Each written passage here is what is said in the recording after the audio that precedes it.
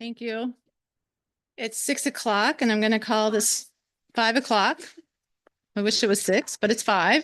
I'm going to call this special committee of the whole budget meeting to order. We do have quorum. Councillor Paul Morton's going to be a little late, and Councillor Ivy, I haven't heard from him. So, but we do have quorum, and that is our attendance. As it is a special council meeting or committee of the whole meeting for budget, the agenda has been circulated and there will be no additions to it. So I think you all have the agenda. Is there any declaration or conflicts of interest?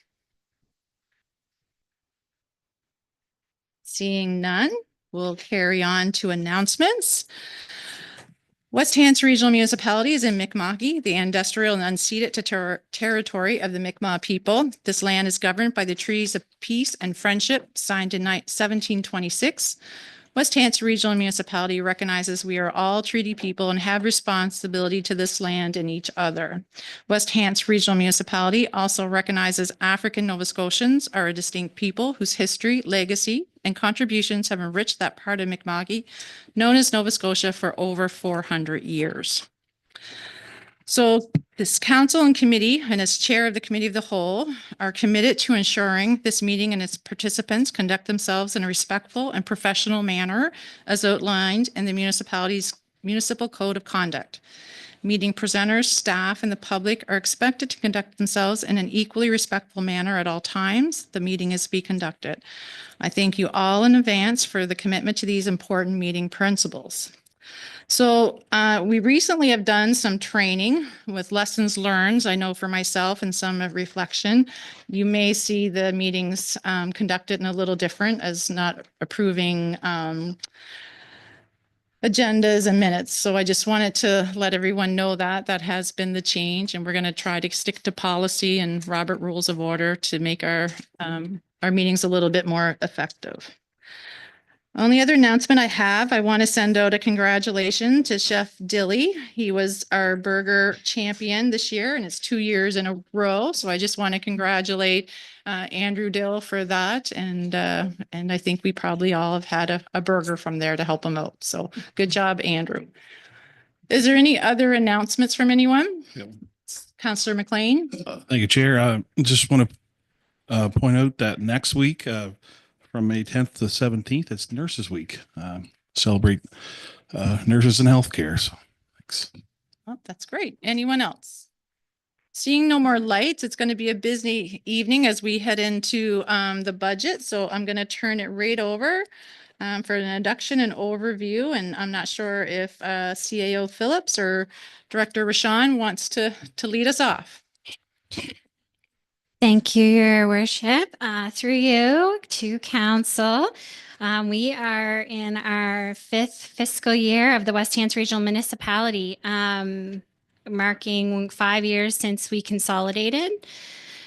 And with that, we have done a significant number of work over the last 5 years, including consolidating 2 water utilities and putting in for equity, anti-racism, and accessibility plans for the upcoming years, as well as many other plans. And we've taken on many projects, finishing a sports complex and a fire station. Not to mention many other roads, rehabilitation projects, and sewer and water projects. So we've had a number of busy years. Heading into this first year of this newly elected council, we have seen support for growth, development, and connectivity with our region. So those are kind of where we focused in on our budget this year. Some of the challenges that we have encountered, of course, as many other municipal units have seen, is, of course, inflationary pressures. Unpredictable market conditions impacting interest rates, increased demands on municipal infrastructure, development demands, maintenance and renewals, and then, of course, housing, climate action, and accessibility. So keeping that all in mind, we go through the budgeting process with many considerations, ensuring that we have a balanced budget at the end of the process, including that what we're putting forward to council meets all of our mandated requirements, all of our legislative requirements, and all of our agreements. Then we look at any increases in demand or any market conditions that would influence that. And then we look at what revenue would be required to achieve these goals, ensuring utilization of reserves is appropriate while maintaining and contributing to capital reserves for future stability. So the proposed operating budget, we'll get into all of those feats, but we have a number of days ahead of us. So I'll do a quick kind of review draft, of course, right now. Today, we will be covering our operating budgets in the more miscellaneous kind of categories, not so much the in-depth department budgets yet. We'll also review our reserve budget as well as our capital budget minus fire protection and water utilities, which will happen on another night. We'll have a little bit of discussion at the end, which will give me some notes to take back and figure out what I need to bring back with me the next day. The next day, we're proposing to cover public works, including water utilities, as well as administration and planning and development. The final day, we'll be having RCMP and protective services, and we'll be covering off community development. So before we jump into our 2025-26 budget, is there any other statements that our CAO would like to make before we jump in? For me, Carly, thank you. Perfect. All right, so just give me 1 second to share my screen online.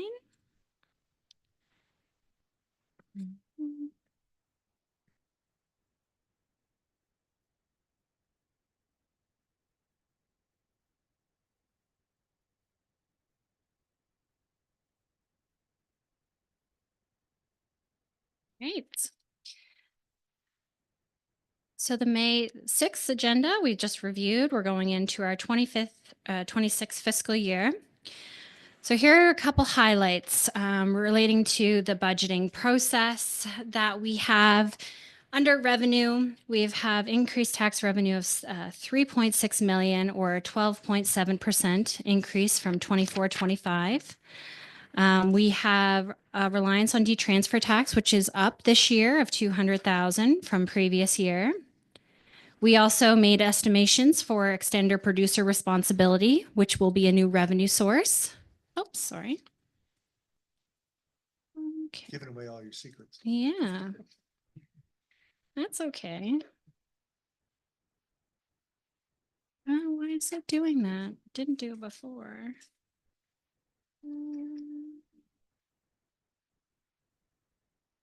Sorry, guys. I just tested this too. My apologies. Just give me a second here.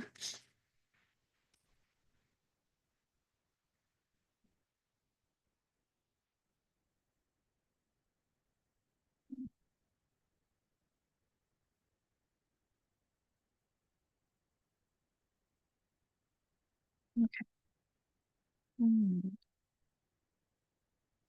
My apologies, guys. Just 1 second.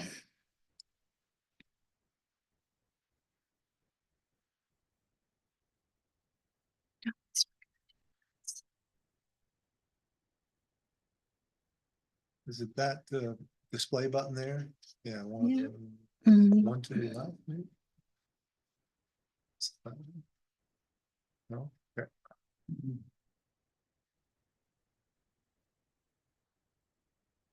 There we go. Nope. Gotta turn off closed captioning. My apologies.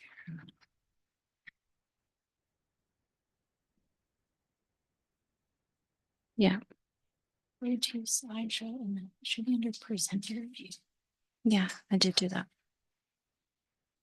Okay. All right.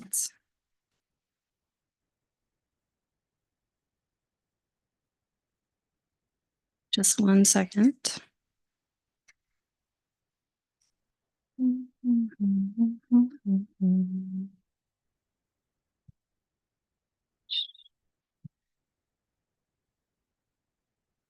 We are still with you. We're just have a little technical issue that we're Yeah. working on, so. Give me a second here.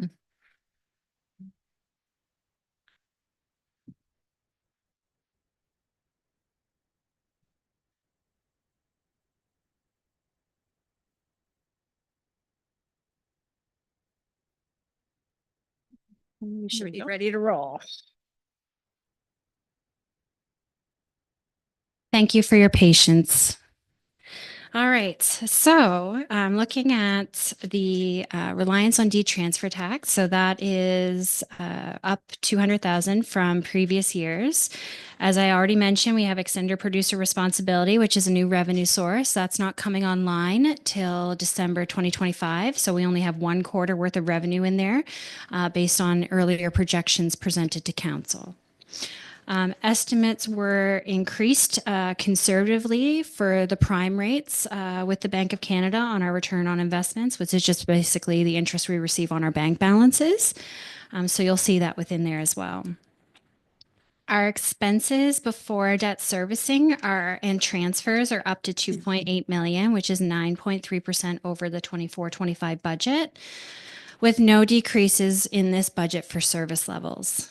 We have an increase of 5.7 in funding for residents and nonprofit organizations since 2024-25, which represents 4.3% of our operating budget. We have an increase in debt servicing of 731,907. And we have across the board, as many other municipalities are experiencing, increased facility costs associated to utilities, insurance, and maintenance. We also have some reductions in expenses relating to the bill for the MOU, which resulted in public housing deficit being removed this year. So last year was the last year of that. We won't have that expense going forward. There's also included in this budget 2 seasonal positions within community developments, parks and grounds, just due to the increases in service and to offset seasonal labor shortages. We have a reduction in provincial taxes, which should be noted as well. So because the provincial tax rate reduced from 15% to 14%, we do have a little bit of savings as our non-rebatable portion has also reduced. So our non-rebatable portion of taxes, which is good. So we were at 4.29%, now we're at 3.86%. We have minimum wage increases twice this year, so that's something we're budgeting for. We have many mandated costs that have gone up, WCB and through Canada Revenue Agency, so we don't have control over those. And through the process, we have put forward within this budget the 3% cost of living increase and the 1% pension change. Within the reserves, not a lot of change here. We've increased our contribution of 100,000 to the operating reserves, and we've increased our contribution to the capital reserves by 50,000, which we'll talk about a little bit later. These are just the highlights. As well, we received approval from the province to extend the Sustainable Services Growth Funding. This funding has to be used by March 31st, 2026. So what you'll see within the capital budget is that we have some funding set aside with those projects. Capital is at 55,882,592 in scheduled projects, which includes the carryover projects from 24-25. 33 million of that is to be funded through long-term debt, and our debt service ratio at the end of the year, if everything were to occur and to be borrowed, would be projected to be 10.1%, which would be a yellow indicator, which we'll talk about a little bit later. Not including the water utility, our capital budget is sitting at 36 million, and our borrowing would sit at 18.5 million. Looking in comparison to last year, our capital budget without water would be 15 million. And those really show the increases and fluctuations that we're seeing due to inflation. So looking at budget adjustments, so we have two types of budget adjustments we're going to be highlighting here. So we're going to be highlighting our budget adjustments prior to the release of the budget document, just to kind of highlight what staff have kind of compiled and reduced before bringing it forward, in case there's something within there that council wants to bring forward and reconsider. So through this, we have eliminated a comms position, a procurement and grants position, some other expenses within various maintenance categories and expense categories. We have prorated positions, removed a building official position. We've also removed weekend staffing availability at the pool. Extra tools at various work sites for community development, and decorative lighting was moved to the capital budget under beautification. And we have, of course, other increases to chief honorariums that have been removed. So all of these, of course, as you guys are reviewing over the next few days, if any of these items you want to bring back, those would be items that we could consider adding in that were a part of the initial ask. Going forward, these are adjustments that would have happened after the release of the public document. So these would be any adjustments that kind of come in from the province or after some quick review. So we have received our notice from Bell Alliant relating to the MT&T. So you'll see that there's a decrease to that because we have the actual number from them now. The public service grant was increased back to 7,500 based on the grant applications that we received, which council will be reviewing at a later meeting. We had adjustments from Brooklyn Station 1 and 2 come in after the budget release, so we've adjusted for those. And then we also had some decreases in our debt servicing based on decisions of council. So we had some adjustments to make or some deferrals. So we didn't want a debt service in a year where we were deferring a project. And then we had some debt servicing decrease for the sewer, which reduced their deficit, which allowed, because they operated a net zero, so it actually increases the expense side because they operate that way. And then with those changes, it resulted in a net change to transfers of 2,800. So overall, there's 164,000 that we were able to find within the operating budget to reduce it. And you'll see later in my slides that that takes the proposed rate from 10 cents to 9 cents. Going into the capital updates. So through the capital updates, we've seen a couple changes again. So we have seen some changes from the Brooklyn Fire Chief, who submitted some updated costing for his capital with his operating changes. So I just made those small minor changes. Then we had the loop water main that was removed because it was part of a larger renewal project. We also seen the Tremaine Crescent decision of council, so that's being deferred out. So that one has been removed as well. We had an increase in the Avondale boat launch relating to the extension motion that council made. Can't think of when that motion was made, but just as an option going forward. And then structural assessment, we had that approval, so that was reduced to the approved amount. And then we have the Causeway Trail paving, which had a contingency that needed to be added. So that overall has a net change of 459,000. Other items that are to be considered over the next few days or adjusted. So adjusted means we have a better figure, or considered means it needs a decision from council. We've received notification from the board for Brooklyn Station 2 that they approve the bay expansion, and we have an estimate at 1.2 million. So that is something for council to consider if they want to include in this budget. It is not currently represented. And then we have an adjustment, an increased adjustment to Rand Street based on the approved amount that council approved for the design.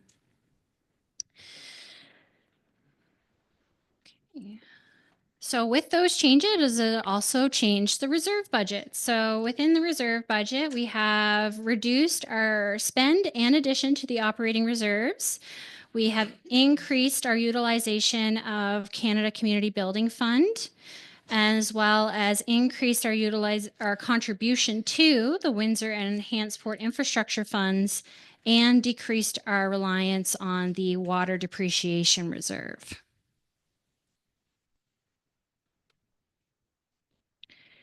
So looking at the slide there, it means that within that, you can see the adjustments and which areas those impact.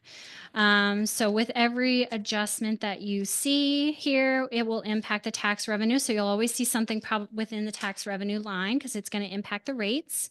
And we reduced it by a cent. You'll also see an adjustment on the grants in lieu in taxes because that's also dependent on our tax rates. So if we adjust the tax rates, you're always going to see a little bit of an adjustment there as well because it's going to lower what we receive there.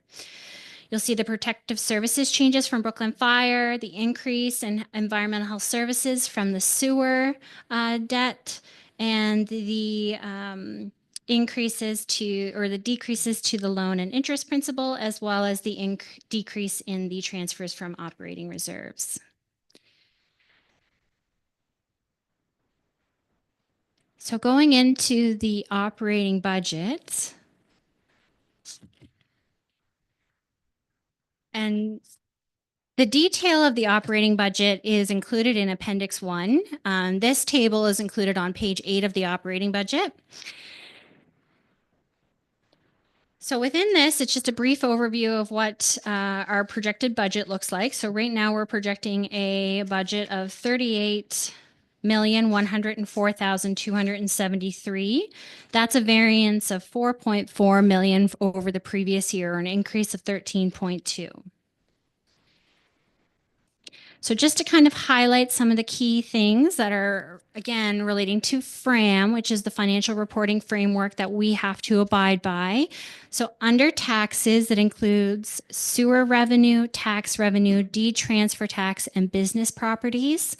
Under sale of services, it includes wind farms, community development revenue. And under services provided to other local governments, it includes recycling and enforcement, host community fees, administration fees, and the courthouse. Other revenue includes interest and penalties for both taxes and AR, return on investment, which is where we key the changes from the prime rate from the Bank of Canada, and administrative revenue and leases, fines, licenses, and building permits and other permits. Under the expense categories, under general government services, it includes legislative, so government, council, administration, financial services, municipal buildings. Protective services includes RCMP, fire, EMO, bylaw, courthouse, building inspections, and the food banks. Environmental development services includes planning and community economic development. Environmental health services includes sewer, waste collection, waste diversion, and the landfill. Under recreation and cultural services, it includes community development, not including community economic development, and the libraries. And under public health services, it includes the cemeteries.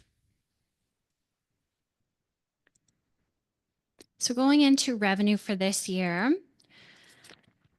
So within the revenue, and again, you can follow along with this in Appendix 1, but we have our general rated revenue, which you can see there's an increase there. As we move items from being general rated to being, from area rates to general rates, which we'll kind of talk about a little bit later. And then we have our taxable assessments and benefits relating to forest property taxes, recreation properties, and taxable assessments, which are all part of the Assessment Act. So all of those, and provincial funding. So all of those get dealt with at the provincial level. Then we have our special assessment sewer revenue. So you can see that in there. We'll go over sewer again in a more detailed when we get to the department's budgets. Then you see the area rate revenue. So you can see, and that includes all revenue. So in the area rate special assessment for West Hants, that includes both commercial, residential, and resource. Same with Hantsport and Windsor. And then you have the special rate for HMCC. Business property, which we've already talked about and has its own section within the budget if you're following along, is based on the Bell Alliance. So we had in there an increase. We were hoping for a little bit of an increase. We had to reduce it to the 72, so that is an actual number now. The grants in lieu of taxes for Nova Scotia Power, again, is something we get from the province, so that is in there. And the HST rebate is something we have to file each year with NSFM. So again, those are estimates. The HST rebate is always based on basically 2 years behind. So right now, this one would be based on 23, 24 when we make this application. The transfer tax shows the 200,000 increase from the previous year. Again, with this year, we estimated we would be around 1.92 million range. So we've increased that again, just due to financial capacity within the department. But again, that's something that council will be discussing a little bit later on in our presentation. So based on total taxes, we see a 12.7% increase from last year. With the reserve, 5% reserve fund as well. Okay. Going into grants in lieu of taxes. So these would be other items that, of course, we get through various provincial bodies and are based on our tax rates. So as our tax rate changes, these might change. Some of them are based on an acreage amount as well. So we'll get all of those. And then our services provided to other local government agencies. This is where we have our host community fees as well as our courthouse. So within our courthouse, there was a significant increase as well as our host community fees. So we will probably see that revenue line go down as we make adjustments for the courthouse, given the recent news. Sale of services includes community development and programming. It also includes the wind farm. So the wind farm increase is up 1%, which is the legislative amount that we're allowed to increase the wind farm revenue per year. And we are seeing a slight increase in the revenue expected from recreation and community development. Other revenue is exactly as highlighted there. Permits, fines, rentals, return on investment, which again speaks to that prime rate based on where we've been projecting. It's been very successful the last few years. So we're being very conservative and not projecting where it's landed the last few years, but we are increasing it this year just based on that previous year. Penalties and interest on taxes and AR are up. We have a new AR policy as of last year, so that we've been adding to that with AR interest. But also we have a large, significant outstanding balance with a couple areas where we've been discussing with council. So that is also resulting in increased tax interest revenue. And then, of course, we have miscellaneous, and miscellaneous includes a lot of the little fees that we have. That would be like FOIPOP and statement fees and things like that that are small in numbers.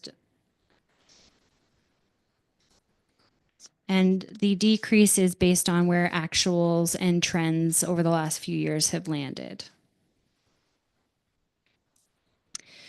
Unconditional transfers from other local governments. So transfers are, as you can see here, these are, again, something we get from the province. They're based on uniform assessment.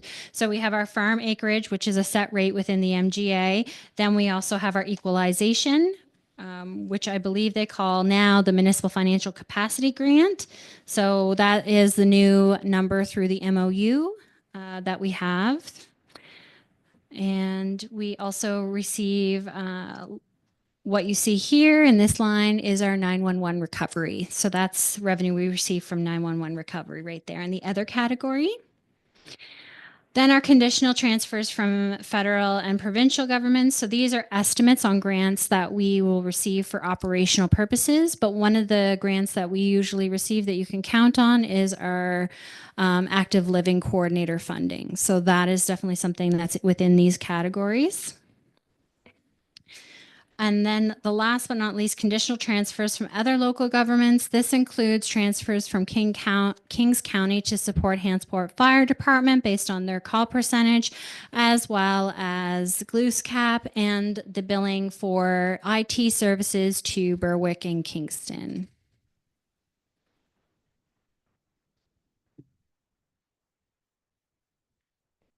Based on that, I just, again, kind of summarized what we previously summarized in another slide, just the changes by category. These categories, again, are laid out by FRAM. So with that, we see 3.6 in taxes, 2,600 for grants in lieu, service to other local governments of 480. I'm going to put a little asterisk there because that's the one that's going to change due to the courthouse. Sale of services is up 55,000. Other revenue is up 236. That one's really impacted by the return on investment change and the transfers from other governments. So that is up 60,000. So with those, we are at 4.4 million in change of revenue.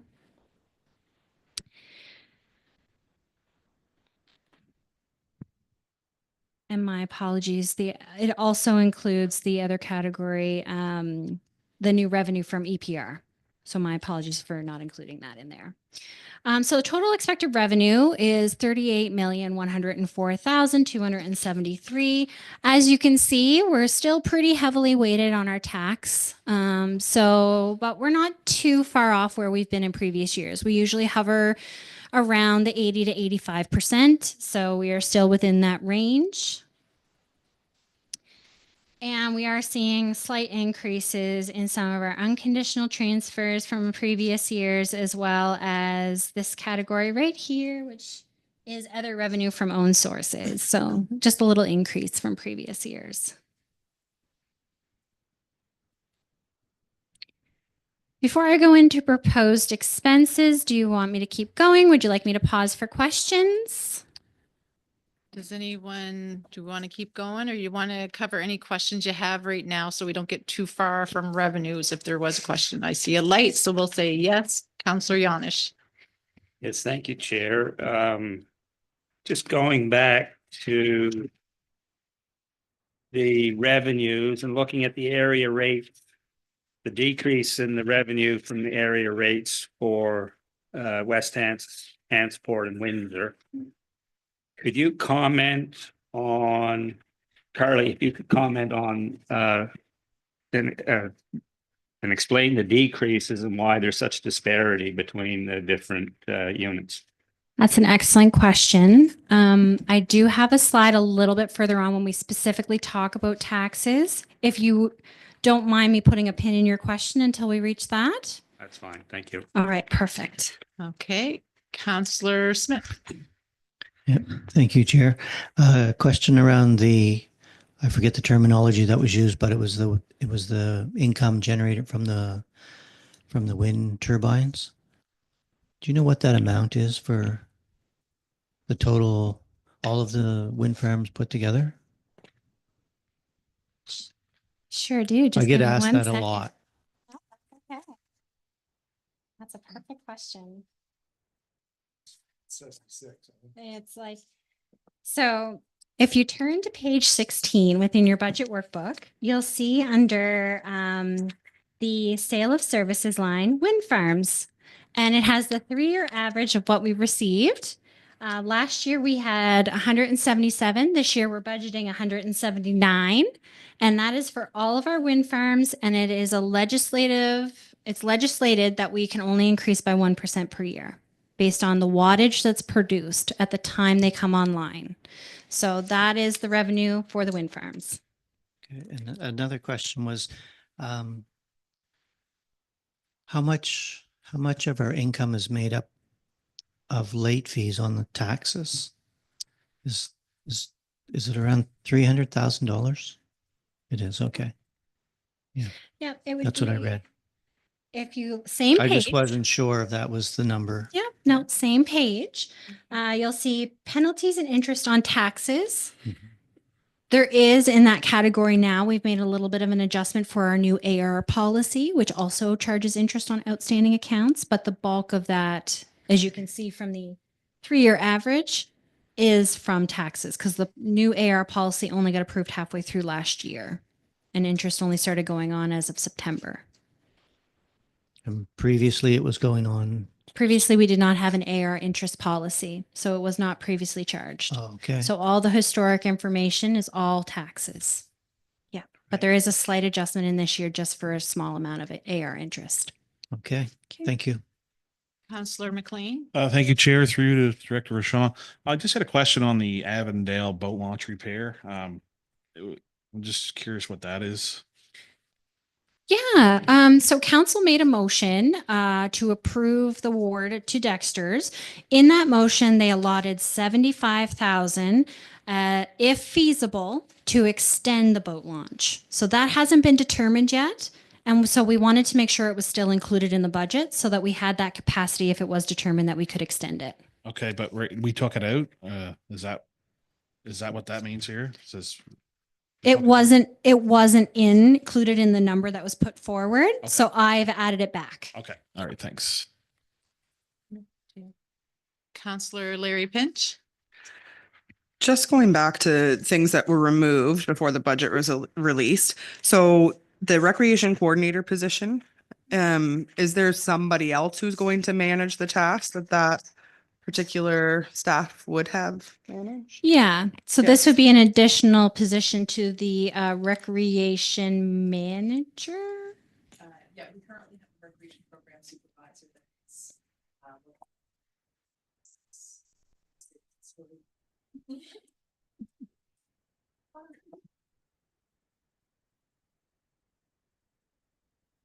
Excuse me. So this would be an additional body within the department. So we changed the job description slightly. And we've advertised and are currently receiving applications for a recreation program supervisor position. So the recreation program coordinator position would support that position with expanded recreation opportunities within the municipality.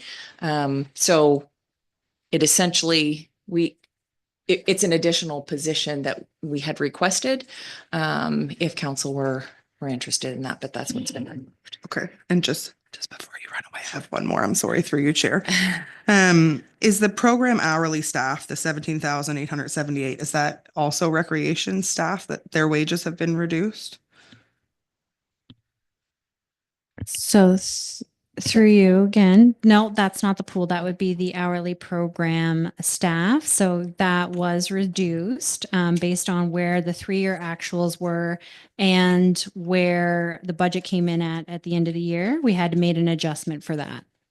Okay, so Yep. it theoretically isn't less than we had last year. It was just an additional request for which didn't get put into the budget. Yeah, so any of those adjustments that were highlighted within there do not reduce our current service level. That was the key thing to kind of make note of. These are all additional asks that came in to either improve and or complement some of the strategic planning that council's putting forward. Thank you. Mayor Zabian. If I can get you to come back up, Director Keogh, through you, Director Rashawn, the line that was removed for staffing for weekends at the pool, are we safe to assume it's not open weekends, or was that extra staffing, or?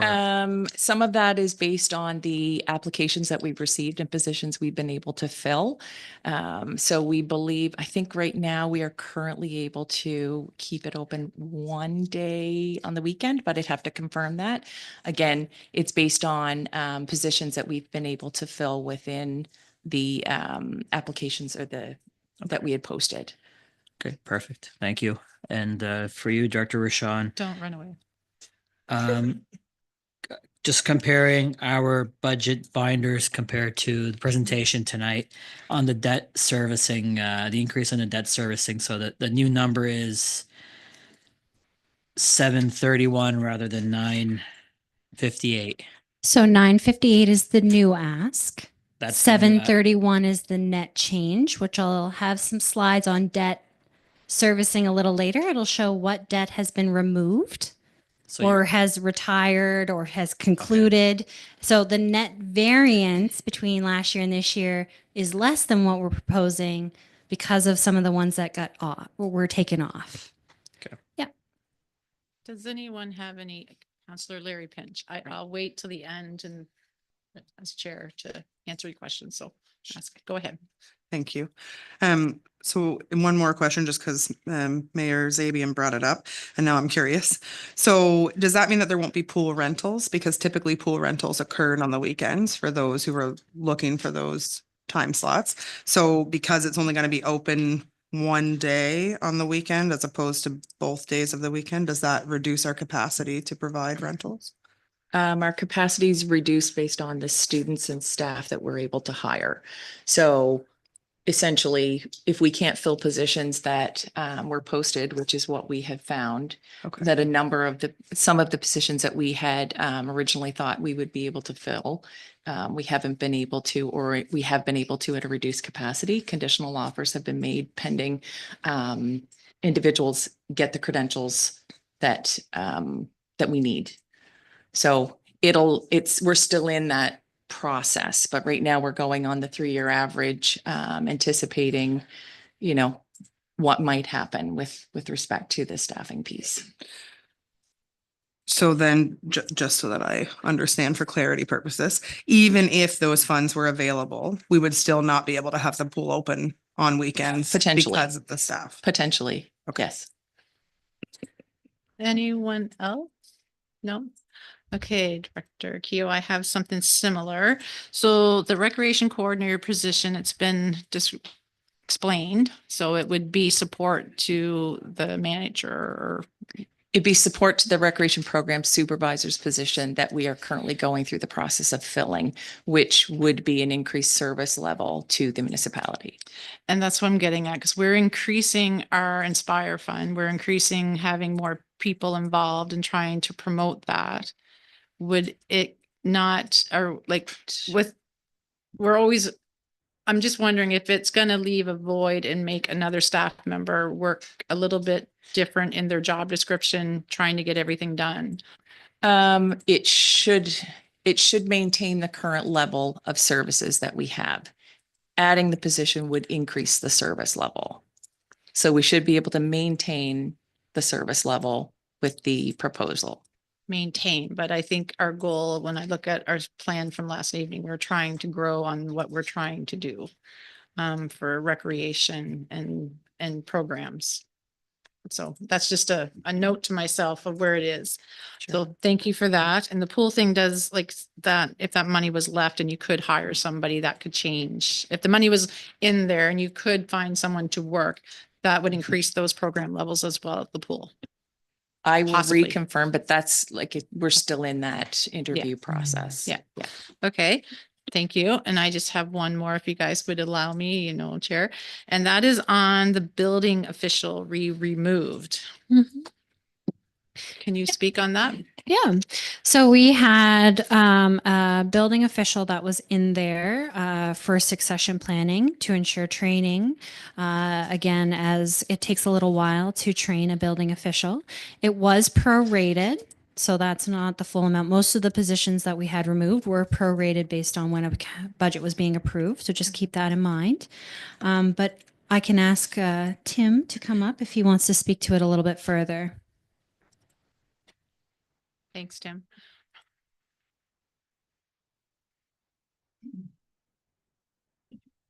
Yes.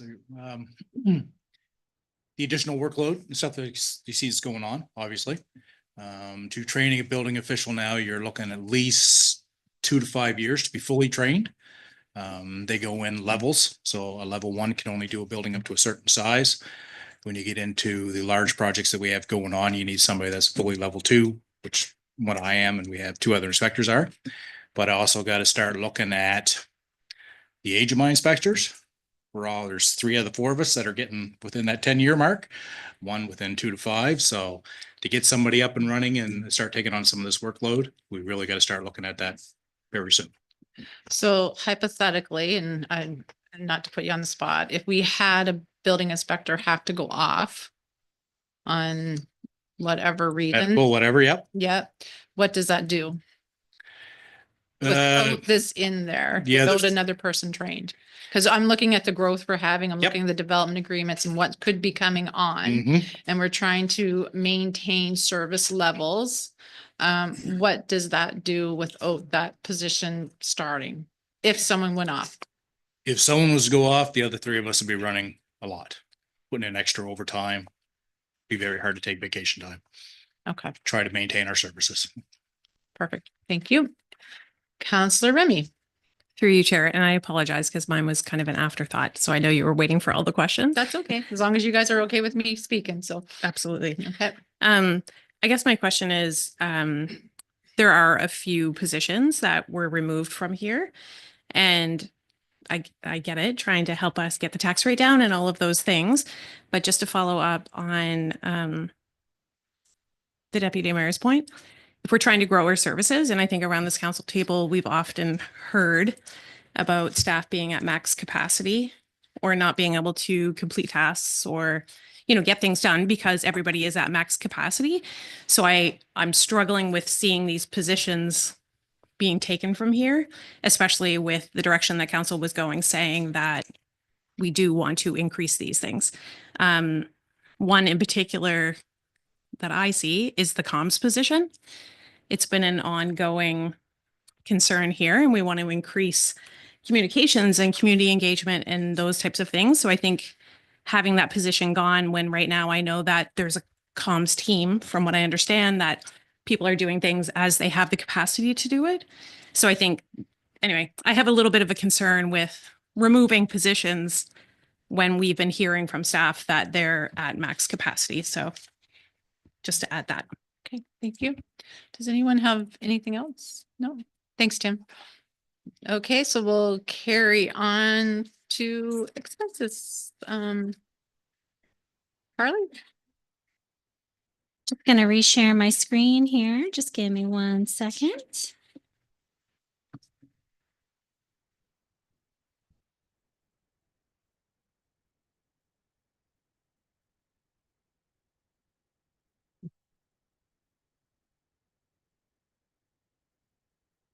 All right. So going into our 25-26 expenses. So presenting this one a little bit different. We're showing the variances first. Again, this links back to that other slide that we showed originally. So you can see general government services as up 173%. We see protective services is up 924. Transportation 292. Environmental health services 489. Public health is down 202. Environmental development is up 126. Recreational cultural services is up 428. Education is up 666. And deed transfer tax, deeds, debt and transfers is up 1.5 million. So that amounts to 4.4. And we're going to discuss each of these sections as over the next few days together. So I won't get into the various different items. Biggest and easiest thing to highlight right now, of course, is this one, which is seeing a decrease again due to the MOU for the public health services, which we won't have that expense going forward anymore. So going into the expenditures that are mandated by the province. So these are the ones that we're given the amount for that we have to pay to the province. We're seeing a 7% increase. Regional libraries, of course, discussed around the table, aren't getting a funding increase this year. We have provincial roads, which is seeing an increase of, I believe, 1.8 or 2% you see here. Prosecuting attorney, we're estimating will be the same. And we have assessment services, which is increased as well. And the assessment services is PVSC's annual amount. And then we have the mandatory education contribution, which is seeing a 12% increase. Again, the education, a lot of these are based on our uniform assessment. So our uniform assessment has led to the overall increase of the 7.2%. These expenses represent 0.3258 cents on the general residential rate and on 0.3754 on the commercial rate.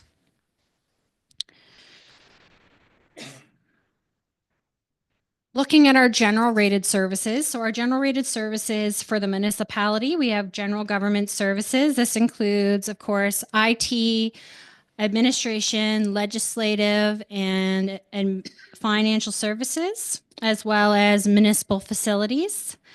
Then we have the protective services, which includes fire, bylaw, and building inspection, prosecuting attorney. And then we have roads and streets, which again are all general rated, so snow and ice and road maintenance. Then we have wastewater management. So that's our wastewater for sewer. Again, operating at a net zero because they're funded through their rates. Then we have solid waste management. This number is showing the biggest increase because with the newly formed regional contract, we moved it to a general rated service. So you'll see that that has seen a significant increase, but you'll also see that the other areas are seeing a decrease. Planning and development includes community economic development, and that's up by 7%. Regional economic development is up 2%. And then we have parks and recreation up 11%.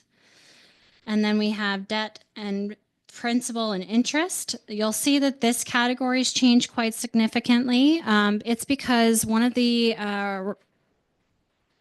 directions of council through the auditing process was better to able to identify where costs were. So one of the things that FRAM requires is that interest relating to the different categories that you see above has to be broken out by category. So instead, we're lumping it into the debt category. So you're going to see all of those were pulled out of the other categories and moved down to that. So there is increases here because we did have 958 in new regional borrowing projected. So there is some increases, but some of the increases is also associated to that interest being moved down so that it's a little bit more comparable to the operational updates as well as the audited financial statements. So on the back end, we'll have to still break it out for the province as per FRAM, but on the front end, it's a little bit more comparable. And then net transfers to reserves. So we're seeing more incoming from reserves for the regional rate. And again, I'll go over the transfers from reserves closer to the end. But a significant portion of that is from the carryover reserve and the RCMP reserve. We're also seeing an increase under the water supply and hydrant fees, which would show up under fire protection, which are per the utilities rules and regulations. So that's definitely increased about 8.7% or 124,000. Again, that is an amount we can't change. The Windsor Food Bank is included in here again, as it was approved for funding now until March 31st, 2026. And one of the items that was removed was West Hants Dial-A-Ride, which received their final funding installment per their funding agreement last year. So that is not currently represented within this budget. Under the West Hants area rate expenditures for municipal services, so under general government services, that is the 76 Morrison Drive building costs under that category. Protective services is 70% of the RCMP cost. Debt principal and interest is all the historical debt previously borrowed prior to consolidation by the West Hants, by former West Hants. And then the net transfers to or from reserves, we have a transfer from reserves of 1.042 to help curb some of the increase in the tax rate. And those are your area rated expenses for the West Hants. You'll see these small amounts. It's really evident more so on the area rates than it is on that general rate. These are interest charges. So this used to be interest right here, now included down here. So that's what you're seeing there. The other thing you're going to notice here is the 1.2 million for solid waste when we used to have the separate contracts. So that's no longer here. It's now moved into the general rate. So we're seeing a decrease there. Going into the Hansport area rate expenditures for municipal services. So under Hansport area rates, you'll see the cemetery. So Riverbank Cemetery. And then you'll see the HMCC area rate and their historic debt. This will be the last year for their historic debt, and they will not have any debt going forward under the area rate. Net transfers to reserves in this instance to their Hansport infrastructure reserve and operating reserve, netting into that. And again, you can see here where areas have kind of changed a little bit for the previous year. And I just didn't break out my grant. My apologies. So here's that with the increase in the grant here. So this should be 60,000 now, and this should be 112. But there's the interest that used to be a part of the different services, and now it is under the debt.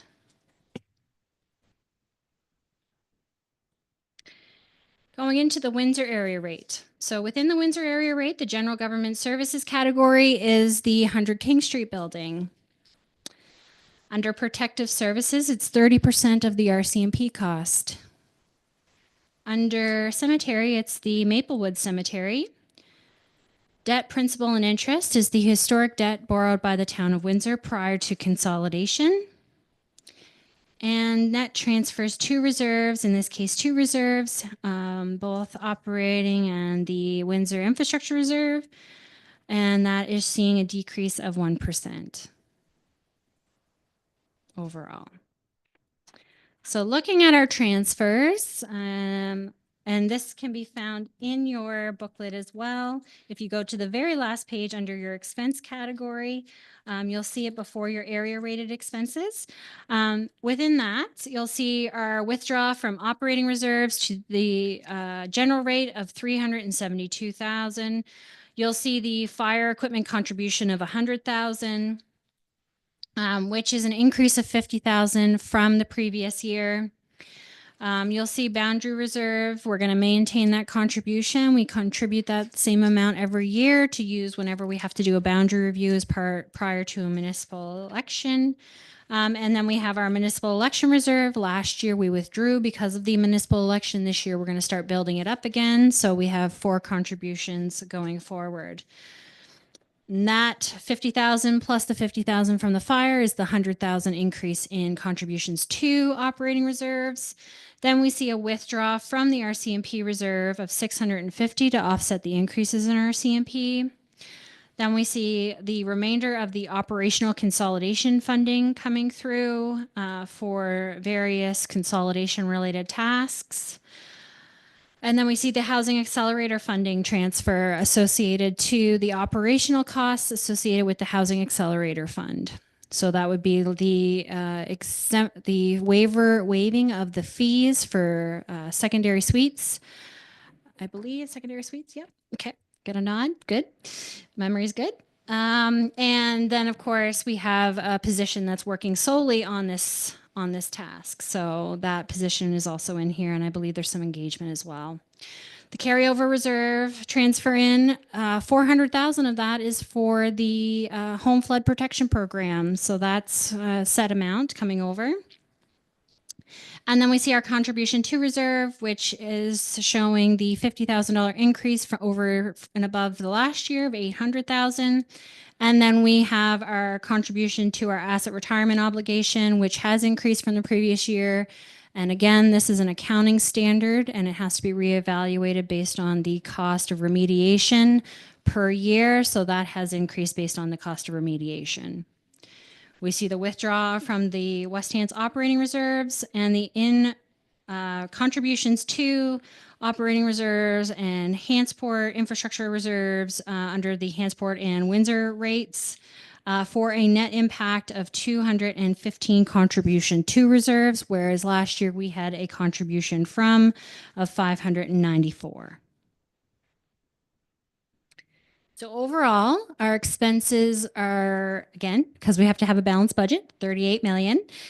The biggest, of course, is protective services, makes up a big chunk. It also has a number of departments. So it's RCMP, fire, building, bylaw, prosecuting attorney, EMO, all of those are in this category. So it is quite extensive.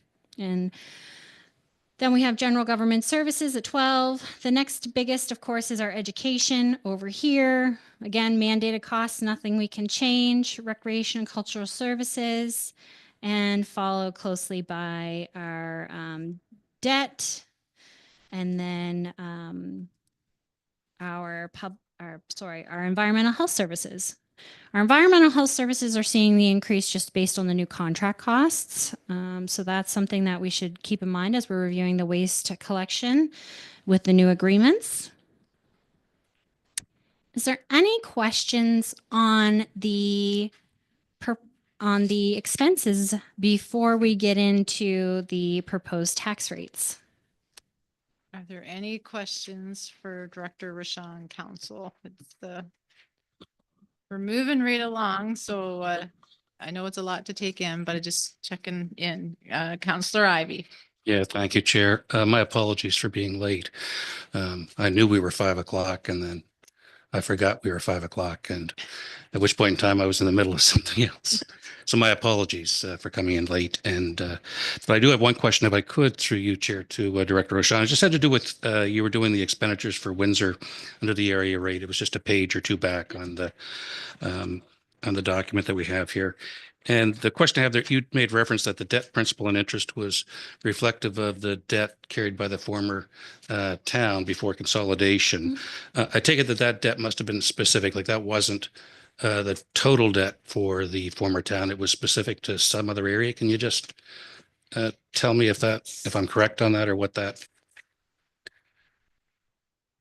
And if it was partitioned, we can deal with it later, but just. No worries. So that's not the total outstanding debt balance that would show up on our balance sheet. It's the debt servicing cost, so the principal and interest payments. Right. And you can see that on page 25 of the operating budget package. It includes Stannis and Gray Street, sanitary and storm, and paving, curb, and sidewalk. It also includes Wentworth Road, Phase 3, as well as the sewer treatment plant. And if you recall from our recent spring debenture, those were all coming up for balloon payments this year, and we renewed a lot of those. So you'll see that that's been updated with the new renewal date, but they'll stay historic because they were historic projects. Right. And actually, that's the reason for the question is because the debenture that we just went through, say 6 weeks ago, and in seeing what the total amount of the debt was and what it is now, and that we actually went down the path of a debenture on that. So I may have a separate question on that later, but thank you for the explanation of what that represents. Thank you. Anyone else? Any further questions? If not, you can carry on, Carly.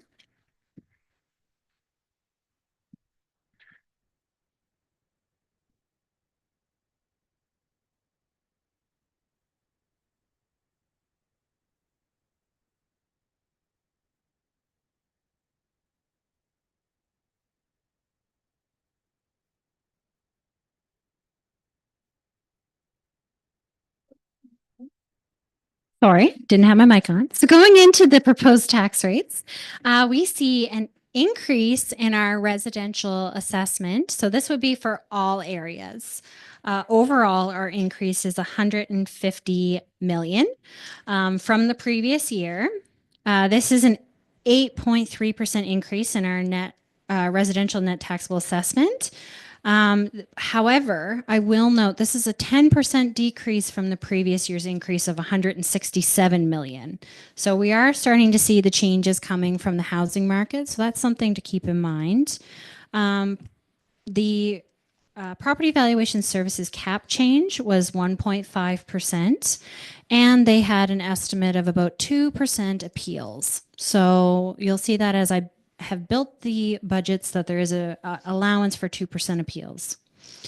And just a reminder, I know a lot of you around the table have received presentations from PVSC, but just for those watching, cap eligibility may not be the sole reason your assessment changes. So just keep that in mind. It can be as a result of a building permit, a fire, or any other kind of item that might pop up, a demolition permit of another part of your building or a separate building. So just keep that in mind as you're reviewing your assessments. Going into our commercial rate. So within our commercial rate, we're seeing a 0.3% decrease of 460,000 in our overall commercial assessment.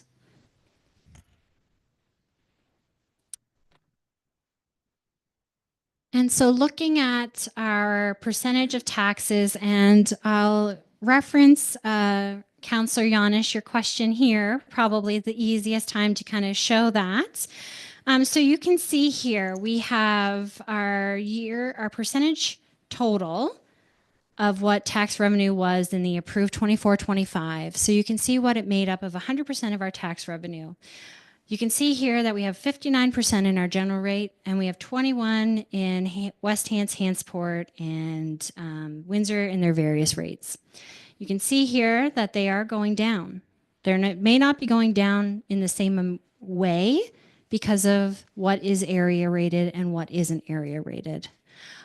So for example, the removal of the waste contract and moving that into the general area rate, move that expense from the West Hants and Windsor rates to the general rate. And you can see the Hantsport rate didn't have as much of a decrease, but they had debt removed. And so that was some of their decrease, as well as they've increased their contribution to reserves over the previous year. So the differences in the decrease in revenue is based on the expenses within those specific areas, which we just outlined in the various categories. And if you have more questions on that, I'd be happy to answer it. I know that's not as precise as saying this is why this one increased, this is why that one, but I can get into the individual increases and decreases if you would like to go over each category. But each category is going to be affected differently because of what a penny's worth as well. So keeping that in mind, because of course Hantsport's a much smaller area, their penny's not worth as much, so a change on theirs is going to impact them more significantly than, say, a change on a West Hants rate, whose penny is worth a little bit more. Does that help? Councillor Yanish, did you want to? I'm going to have to think about it some more, and we'll leave it for now. Thanks for the explanation, and I'm sure we'll come back to it, Chair. Okay, great. Anyone else on that? No. Okay. All right. So moving right along into our next category, we have what a penny's worth. So again, this kind of complements the previous question as well as the previous slide. So we have our residential and our commercial. We have general, West Hants, Hantsport, and Windsor. So you're going to see how the assessments really have impacted what a penny's worth within our region.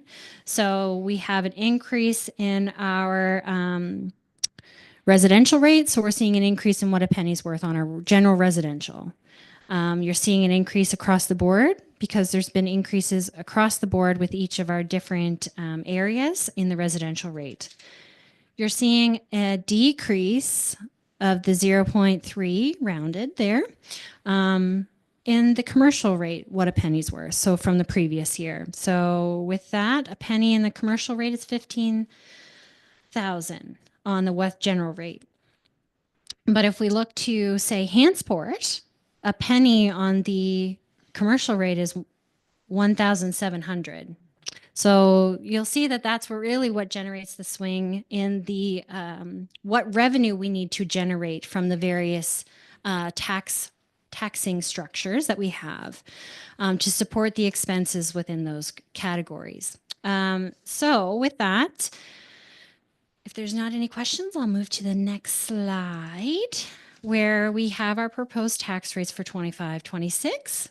So our proposed general rate residential rate is 0.8505 cents.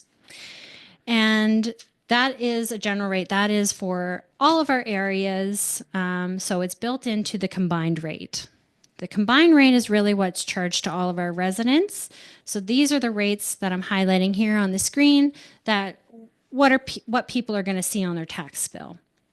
So within that, we have a $1.0623 proposed rate for the West Hants community, and that's combined with the general rate, and that over last year is showing a 9-cent increase. Within the Hantsport area, we are proposing no change, and maintaining current contributions to the reserves. Same within the Windsor rate. So maintaining contributions to the reserves. And that has been a very successful process over the last number of years as those reserves support those capital renewal projects that we have ongoing, which are majorly in the growth centers.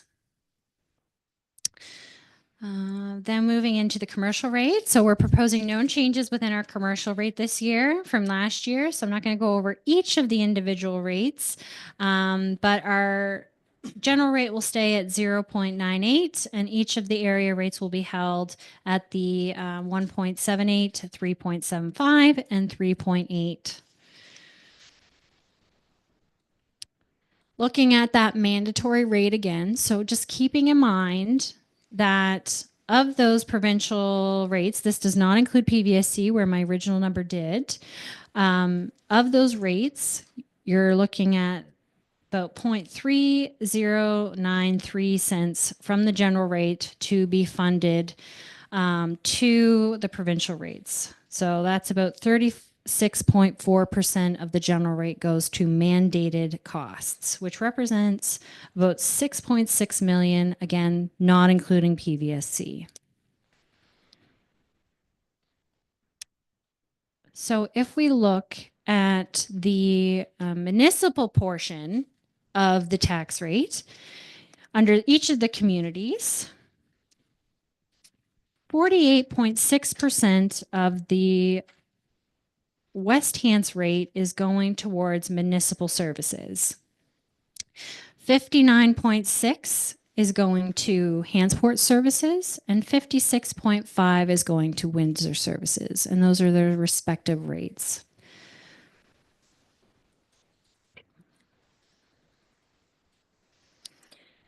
Other organizations within this table highlight the province, the RCMP, and property evaluation services. Same with the commercial rate. So under the commercial rate, West Hants' percentage going to the municipal services is 32.1%, Hantsport's is 67.8%, and Windsor's is 53.6%.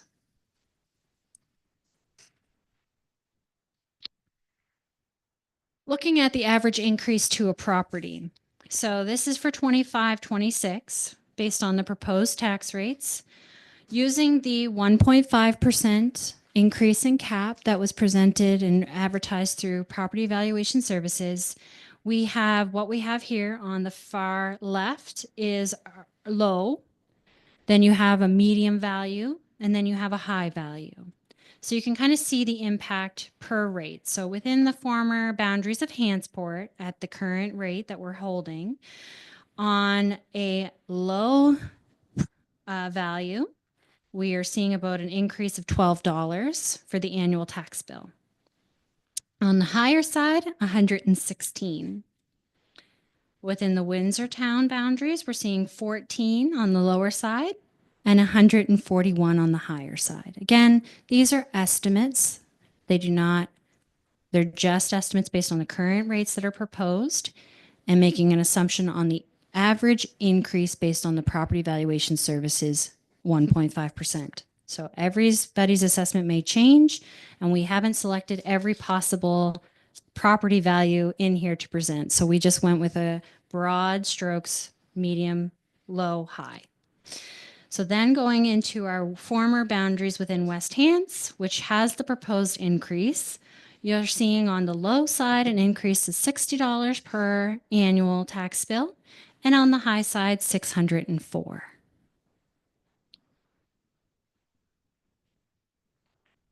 All right.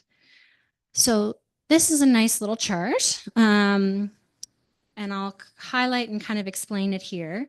So something we started doing last year, now that we have a couple years worth of data, the 188 in this orange dotted line is the pre-consolidated tax rate of the town of Windsor.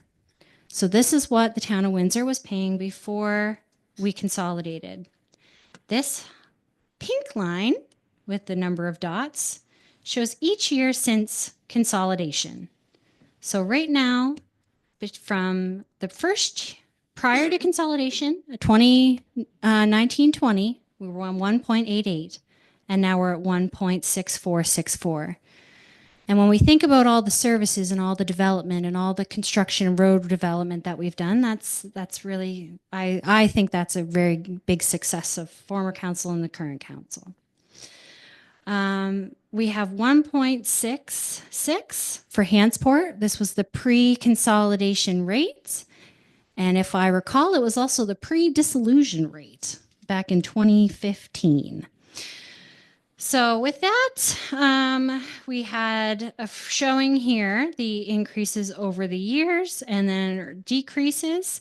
And currently right now from 1.6464 or sorry, 1.66, we're now at 1.3537. If we look at the West Hants rate, which is in this green dotted line, prior to consolidation, it was at $1 at 0.323 cents. Following its track on the blue line, now after consolidation proposed, we are at 1.0632. Or sorry, 623, my apologies, which is a 3-cent difference in comparison to pre-consolidated rates. So this is a nice chart. If you're trying to explain tax rates to folks, this would be a nice chart to kind of show them. Any questions on the proposed tax rates before we get into debt servicing? Is there any, I see all kinds of lights and I put my head up, so apologies if I don't go. I'm going to start to my right, Councillor McLean. And I have everyone else's name written down, so we'll.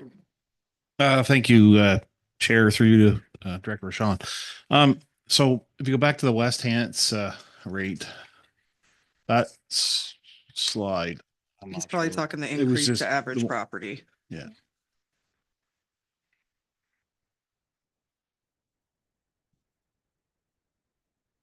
Yeah, mine's all messed up. So we took, because of the what I understood the last couple of years, we took the tax rate down, the West Hants tax rate, because of the increase in assessments by the province. Is that correct? Yes and no. So we have seen increases in assessments over the last few years, but there's also been utilization of reserves in the previous years to help curve the increases in the West Hants area. So we have been seeing a steady increase in the costs in the West Hants area. And what we have been doing over the last few years is utilizing reserves to help curve that increase. And to further supplement decreases over the last few years, we've taken more from reserves to help also supplement those decreases. Okay, thanks. Councillor Larry Pinch. So I'm just curious, and maybe it's not the appropriate time to ask this question, and if you have it explained further or at another evening, that's fantastic as well. Why no change to the Windsor and Hansport, but such a large change to West Hants? So this is an interesting question to try and explain. So if I'm a little technical, please let me know and I'll try my best to reword. West Hants makes up the largest portion, obviously. So they're most impacted by general rate changes because they're the largest.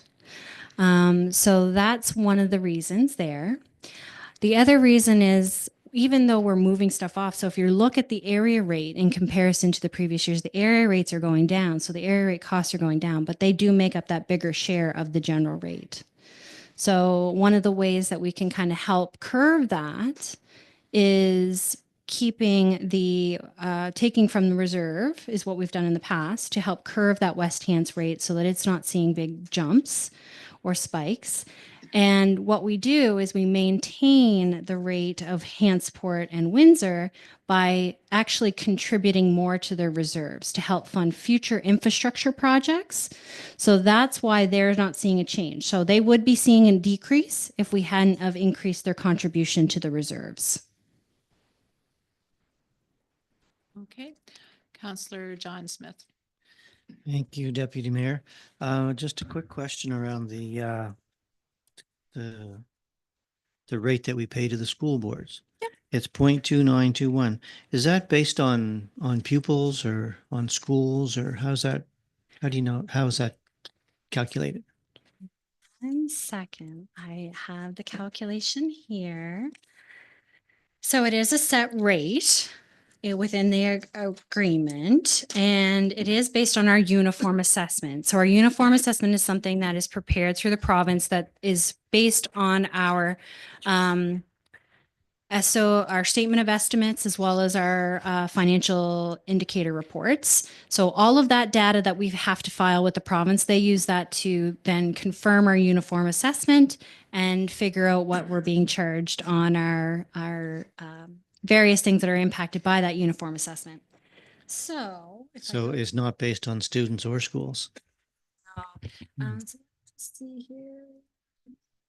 So it is, our rate is a little bit different.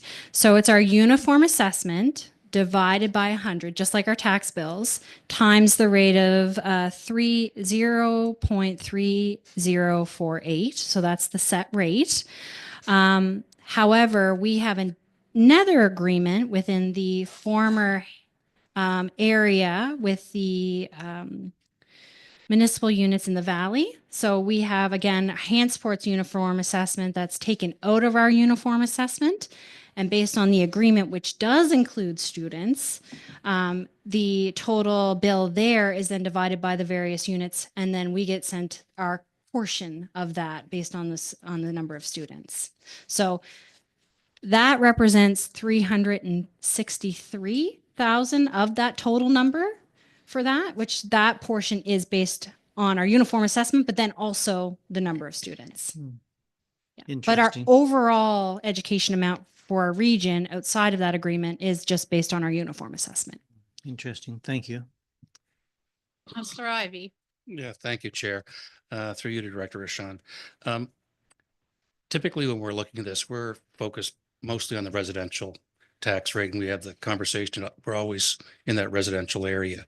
I didn't get to pull up and look to see what the prior commercial role was with PVSC, and I don't know that we've ever, or if you do that in any event, but it just would be interesting to, I think, to see what's taking place with that commercial assessment role, perhaps over the last couple of years. Not urgent. I just, my anecdotal information seems to indicate that we're not seeing that number move so much, but we are seeing, as we know, significant value moving on the residential side of things. And I would even say, excuse me, as if I had a sneeze here, that it just makes me wonder what sort of assessment work is being done on the commercial properties. We have that higher tax rate attached to them, and it doesn't matter how we cut it. We know that at the end of the day, we still have to get the same revenue to pay the bills, and so the tax rates get adjusted accordingly. But I'm really curious what's going on with our commercial assessment values within the region, and particularly over the last couple of years. If at some point in time you can come back to us on that, Director Rashawn. Yeah. Just one second there. So if I look to last year,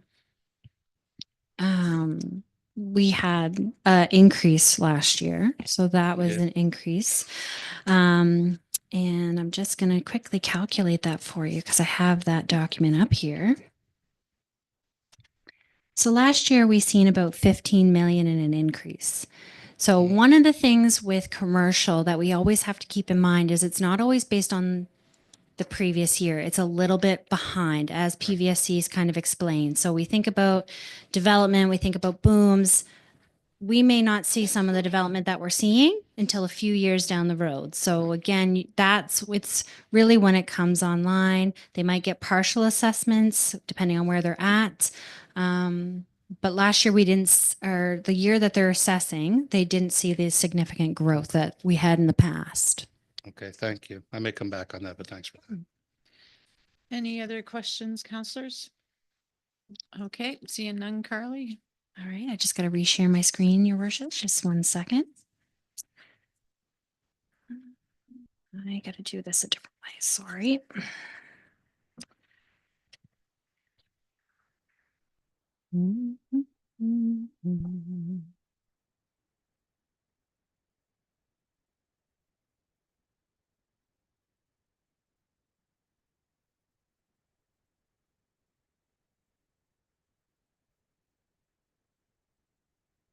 Right. So moving into debt servicing, and I like to cover these things because before we get into capital, before we get into reserves, just so that you guys have a base knowledge before we get into the other kind of more nuts and bolts of the budget. So within the debt servicing, we have, of course, where we're projecting our ratios to be over the next 5 years, as well as where we're currently sitting. And I highlight debt that's coming on board as well as debt that's gone off of the books.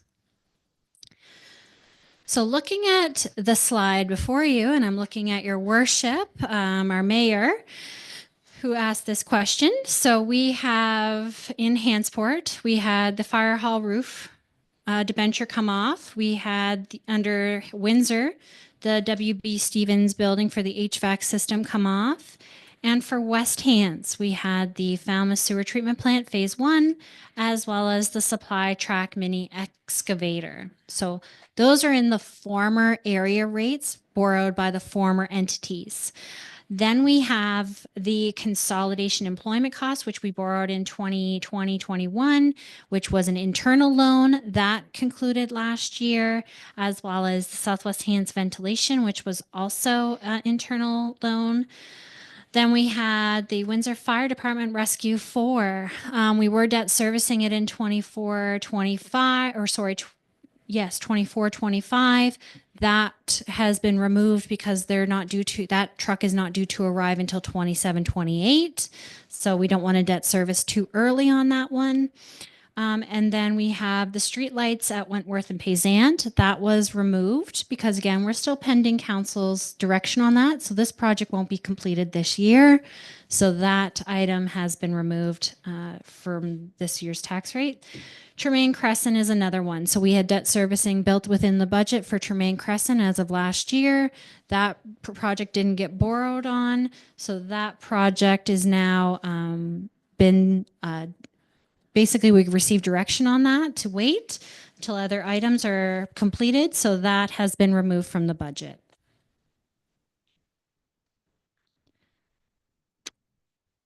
So that, with the changes, of course, in our interest rates and with the new debt onboarding, resulted in the net variance of the 731, if that answers your question, Mayor. Okay, perfect. So this slide I prepared just because we have a large capital budget before us tonight that we're going to be talking about. So I just wanted to kind of give you an idea of what $1 million of borrowing looks like on the operating budget. So at $1 million, assuming the 6.5%, which is part of the pre-resolutions that we have from Municipal Finance Division, a 5-year debenture would be 219. I'm not going to highlight each of these numbers. A 20-year debenture would be 68,000. So depending on what the borrowing level would be or what the borrowing term would be will really have the impact on the operating budgets. So just to give you an example, buildings are typically 20 years. Fire trucks, 15 years.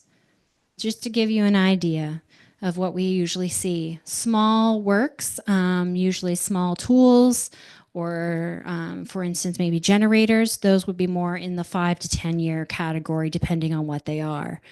Bigger pieces of equipment for public works are usually within the 15-year category. Smaller pieces of equipment for public works usually fall within the 10-year category. So, moving right along. So this highlights the current year's ask for debt. I do realize it's a little bit smaller on your screen, but you can see it at the beginning of your expenditures on page 18 and 19. So you can see the total debt within that budget package. So I'm just highlighting the current year. Obviously, there's previous years borrowing that we have estimated in there for previous years that have already gone by, been approved, or been borrowed against. So within this year, we have Hansport Fire Station equipment. I'm not going to highlight each of these projects unless you wish me to highlight any project specifically.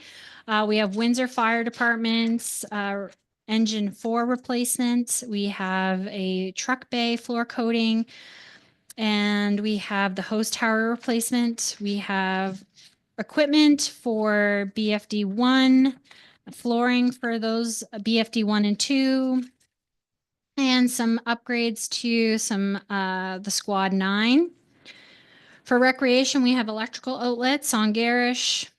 For sewer, we have the treatment plant phase 3 expansion, Lagoon Drive upgrades, lift station upgrades, and dedicated generators, and the Tregothic Creek sewer crossing. For road renewal projects, we have Main Street, which has been approved by council, Paysan to King connection. For stormwater, we have Cunnible Creek. For public works, we have our outside operations facility, which has been talked about in prior meetings. We have replacement of a salt plow dump truck. We have sidewalk machines, and we also have a case replacement for a backhoe, pipe crawler camera, which will be split between the water utility, the sewer utility, and then we have the mulching head for the excavator. Any questions on any of these projects? I'd be happy to take at the end. And then we have our borrowing by department. So this is for our current year. So you can see we're estimating for community development, 55,000. For fire services, 1.4. For public works, 7.5 million. For capital renewal projects, 8.6 million. For sewer system, we're estimating 784. And for the water utility, 15 million. Something I will mention, all the projects that are within here, within the water utility, were part of the water utility study. However, estimates may have increased since the water utility study just based on inflation and other items that we're aware of. Our debt ratio estimates. So the first 2 years there are actuals. So our first year we were at 9.4. Our second year, we were at 6.4. Our 22 and 23 and our 23-24 are currently under review at the province. So these are estimates that we have at 7.8 and 6.8. And what was included in last year's budget was 9.2. So within that, you can see here with my pointer, the red line here indicates the 15% threshold for the high indicator as part of the FCIs or financial condition indicators from the province of Nova Scotia. The yellow line represents the 10% thresholds, and the blue line represents our estimated debt service ratio over those last 5 years. So you can kind of see we're going up and down a little bit. Our outstanding debt as of March 31st, 2024, as per our financial statements, was 16 million. And without water, we're at 15 million. Looking at our estimated debt service ratio forecast, and what I've done here, same occurrences here. I have a red line and a yellow line to represent those financial condition indicator thresholds for you. But then I also have a line that highlights our debt service ratio. And one of the things I've done is separated out Cunnible Creek. So I know that is a significant project that still requires some direction of council. So what I've done is highlighted without Cunnible Creek in this column and with Cunnible Creek. So the blue line is without Cannibal Creek. You can see here that we're just below the red threshold in 27-28 based on our current projections, and we'll be over our threshold by 29-30, the high threshold at 16.7%. This takes into consideration items coming off and what we have currently within the 5-year budget. These numbers are just estimates, because one of the things you have to make assumptions on as we're projecting this is an increase in revenues, because the debt service ratio takes into consideration revenues. So again, assuming a increase in our revenues over the next 5 years based on a certain percentage, this is what I'm estimating our debt ratio will be. And again, this also assumes that we complete every single project on time and borrow it on time. The purple line is with Cannibal Creek. So you'll see that as of next year, we'll just be hitting that red line, but after that, we'll be increasing significantly per year. Projecting that we'll be at 23.2% with Cannibal Creek by the end of 29-30. Which also, again, indicates, and I stress the need for our ability to get grants and look at other funding sources for these bigger projects as we're moving forward over the next few years. And you'll see through the capital budgeting process, I've made some assumptions on potential grants that we'll be receiving. Hopefully, some of those may not have been applied for yet. So we're still kind of hoping if those grants don't come in, it'll be a bigger conversation on how we move forward with those projects. And what it might mean, we might delay projects or reprioritize. Any questions on debt? Okay, council, any questions? Mayor Zabian. I'm glad you made those final couple of points there on projects and whether we're getting matching funds or contributions from other levels of government, et cetera, Director Rashawn, because all your numbers are not taking that. This is just municipal portions and not taking into consideration those things. So I think that's going to be the main conversation, Chair, for this group during this budget cycle and we go forward. Okay. Any Councillor Paul Morton? So a question for you is, once you hit the 15% threshold, you'll see the province in the room every meeting, and they're gonna say what you can do and can't do. From my understanding from the former places I've been. Is that correct? Yeah. So I've been asked this question before. I would have to connect with our municipal rep on that. Based on where our other indicators are, our house is green, with the exception of one indicator for tax collection right now. So with that, we would, again, hopefully see that decrease over the next little while, pending what we have going on. But again, if one red indicator means they're going to be at every meeting, I'd have to ensure that, because usually it's a number of red indicators that result in, at least in my experience, them having a little bit more oversight. It definitely will be on their side of things a little bit more challenging when they're reviewing our temporary boring resolutions, because they review it on that level as part of their process. Any other questions, councillors? If not, I believe, Carly, that brings us to the end of that part, and that we would move on to reserve budget overview. Am I reading that correctly? So we're a little bit behind time, not too much, but we'll keep on going and we'll finish up the reserve budget. Chair. Chair, oh, sorry. So I was late. If I could slide a question in on Sure, yeah. on the debt. The question through you to Director O'Shawn, and I may have again missed it earlier in the session, but we're showing the water utility in as a percentage of the debt on the borrowing by department, but the water utility is still separate, is it not? So it doesn't affect what you show us two charts later on the. So is there a reason we're putting them all together? In fact, if it is separate, or can you just line that up for me? So again, this is just showing what portion of the current year's budget by the different departments is being funded through long-term debt. The next two are based on our debt service ratio. Those are through the provincial government based on how that's calculated, and it does not include the water utilities. So again, this is just based on our municipal revenue and our municipal debt. So it does include our area rates, but it does not include water. So what you're seeing here doesn't include water, and what you're seeing here doesn't include water. Right, thank you. Seeing nothing else, Director Richard, you can carry on.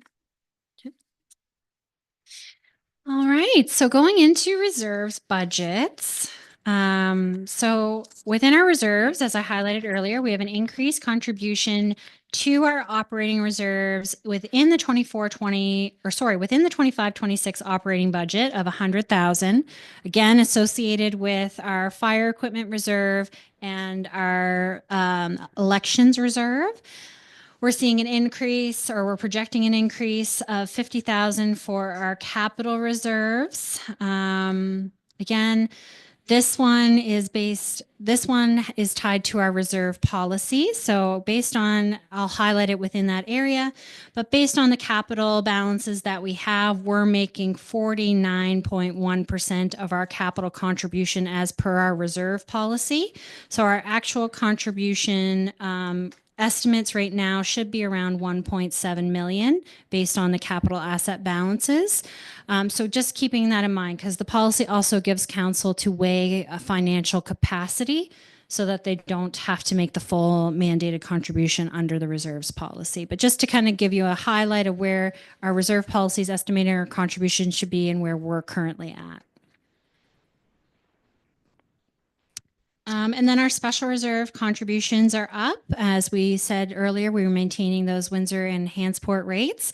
So those are increasing by 232,000 to the Windsor infrastructure and Hansport infrastructure reserves this year. So looking at our percentage of our reserves by category, so we have our operating reserve at 27%, our capital reserve at 19%, our special reserves at 46%, and our water capital reserves at 8%. So one of the things I'll highlight in this slide, which is important for new and existing folks, the special reserves are usually restricted and specific purposes. So that's where, 46% of our reserve balances based on that. So those funds are restricted. We can't access them. Water utilities, of course, are used for the water utility solely. So really what we have to work with is within our operating reserve and our capital reserve here.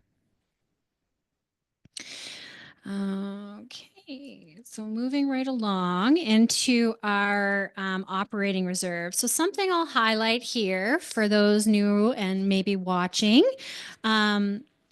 As part of Bill 55, we have to maintain former reserve balances of the former town and the former West Hants to those areas. Similar through the dissolution of Hansport, we had to maintain the Hansport reserves to the Hansport community area. So when you're looking at this and you see a WH in front of the reserve, it means it's a West Hants reserve. If you see the TOW, it's a Town of Windsor reserve. If you see HNS, it's a Hansport reserve. Or if you see the WHRM, it's a Regions reserve. So under the operating reserve, you'll see here we have a couple restricted funds within the operating as well. These are relating to our land acquisitions through our open space and subdivision. So we don't touch those. Typically, we add contributions from our subdivision fees, and anything that's expensed from those is usually the 5% reserve fund grants or any projects that are outlined under the 5% reserve fund. Within the capital budget, which we have none this year. So it's only the 5% reserve. Grants. Under the regional fire services reserve, we have balance. We're projecting a balance of 30,000. We're going to be spending 107 and we're contributing 100. So that will result in an ending balance of 22,000. So again, we're utilizing that reserve as fast as we're contributing to that reserve. So that's an area where, again, in the future, we may want to consider what that looks like. And I believe if I scroll down here, we're making 8.2% of under our reserve policy contribution level, which would be more around the 207,000. Looking at the other reserves here, and I'm going to go over these ones really quickly because boundary election and the sports complex donations are pretty straightforward. We don't have a lot of movement within those other than the contributions in. Of course, we withdrew everything we had within the election reserve last year, so the opening balance is 0. So we're going to start building that balance again. Then we have our carryover, which is where we would put any debt servicing that may not get borrowed on within the year. We would put any projects that are approved within budget that may not be completed, and would be within the operating budget. So for example, we have in there right now 400,000 for the home flood protection program. My apologies. We also have in there, again, debt servicing that we haven't borrowed that we take out once we do borrow against it because it's what reduces the amount we borrow. So that gets transferred to the capital fund when it's done. So we estimate that we're going to be utilizing that. We don't, and we put an estimate in of what we are going to be currently putting into that reserve at the year end.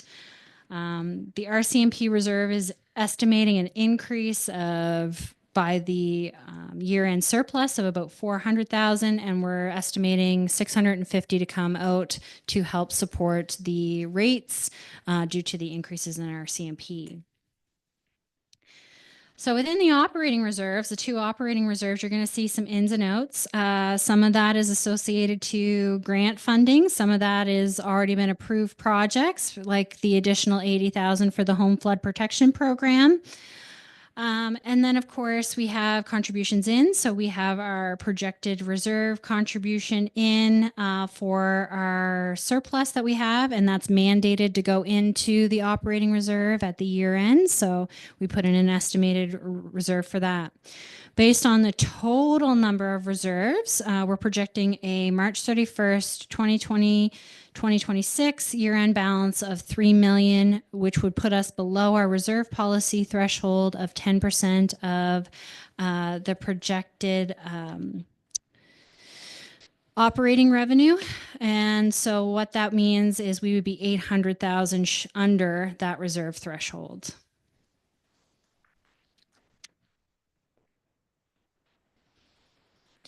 Capital reserves, again, we increased the contribution to reserves. So that represents these 3 right here for the regional reserves through West Hants, building, road, and vehicle.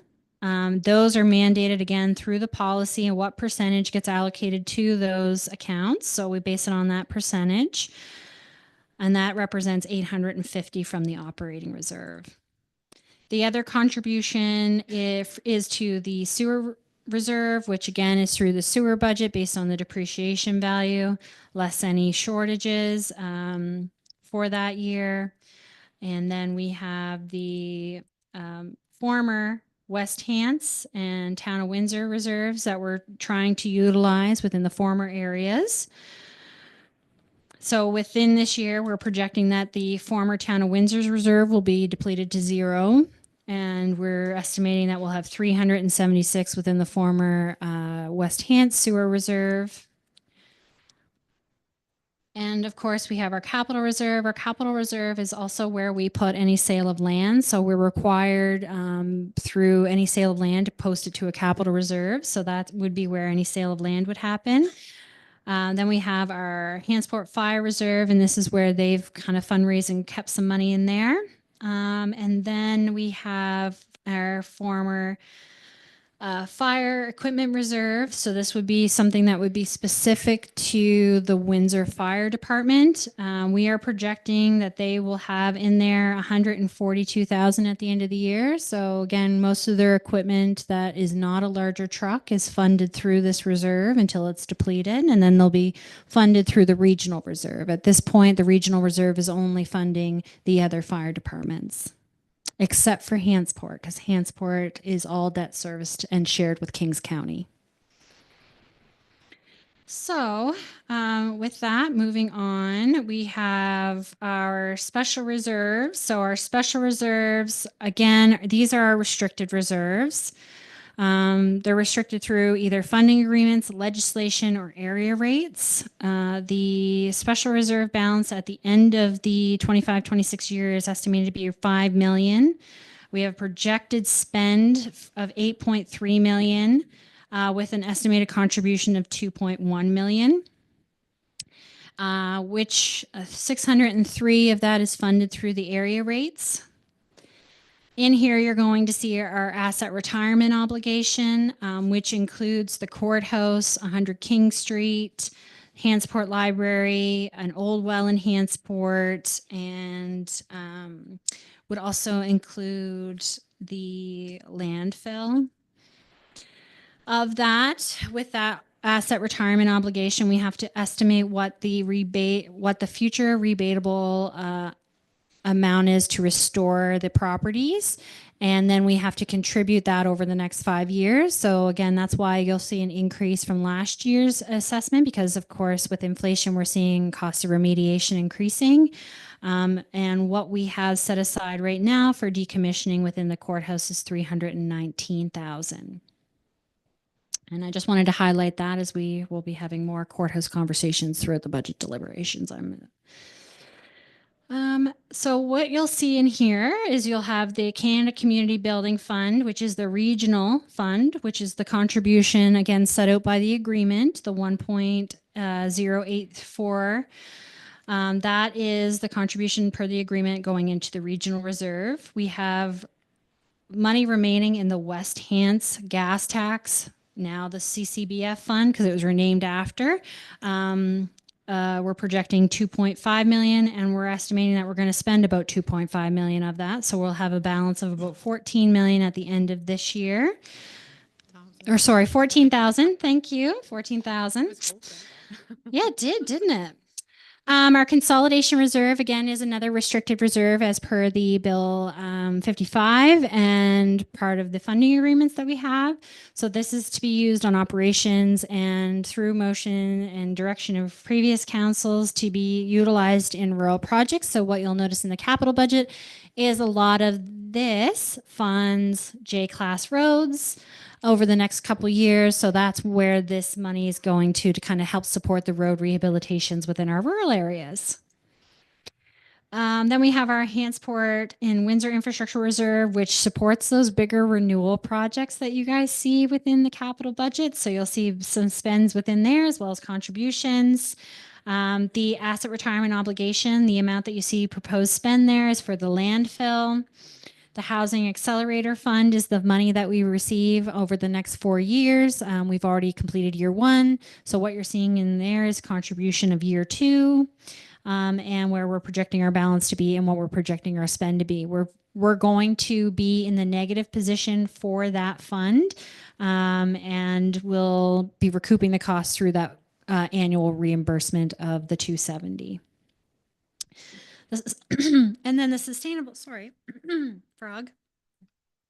The Sustainable Service Growth Reserve is the one that I mentioned earlier that we had approval from the province to extend. So that one actually had to be, all the projects had to be completed by March 31st, 2025. A number of our projects were still in the design phase. So we have moved a significant number of those over to this year, and they have approved carrying over the funds so that we can utilize that grant funding and not lose it. So we're aiming to try and have these used by March 31st, 2026. One of our projects specifically got delayed more than a year relating to Centennial Drive, which we'll talk about later. And that one, we were able to reallocate the funds to some of our other projects. So we were able to fund some different projects, not the proposed project that was in there. One of the other benefits with the Sustainable Services Growth Fund is we have to also maintain our interest within that fund. So any additional interest that we receive from that fund, we can also use on new projects. So that is something that has been really amazing about that. And we've been looking at other projects. Mind you, it's not a lot. It's around 880,000, but we're still 80,000 towards other projects that we can use. And Sustainable Services Growth Fund can be used for accessibility, active living, and water and sewer. And there's another one that I can't think of right now, but there's 4 categories. One of them we're not eligible for, so because we don't have it here, I believe transit. So moving on, so our total municipal reserve balance, this is not including the water utility, is looking to project a balance at March 31st, 2026 at 10.1 million. We're estimating we're going to spend 15.8 million from the reserves, and we have an estimated addition of 5.3 million. One last thing, which will probably be more of a discussion piece. So what's next for reserves? So we received a motion from council relating, and I have the motion up on the screen, so I apologize there. I'm not going to read out the entire motion, but it was basically to set aside funding from 3 various revenue sources for projects and expenditures decided upon by council. And so that was going to be beginning 25, 26. So I wanted to kind of give you guys a highlight of where the rates were, and knowing that when we take from these funds, we will be impacting the tax rate as well. And just what portion of those rates or what portion of these revenue sources do you want me to allocate to reserves? Do you, in this motion, it does say 3 specific reserves. So are these reserves going to be restricted? That will be another consideration we'll need to get direction on before we update the reserve policy.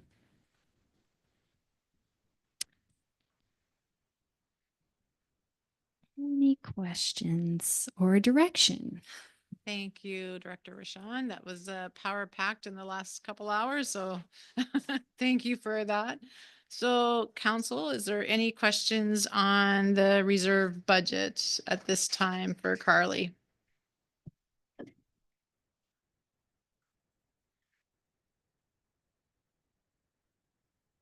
Councillor Ivy? Thank you, Chair. Through you, Director Rashawn.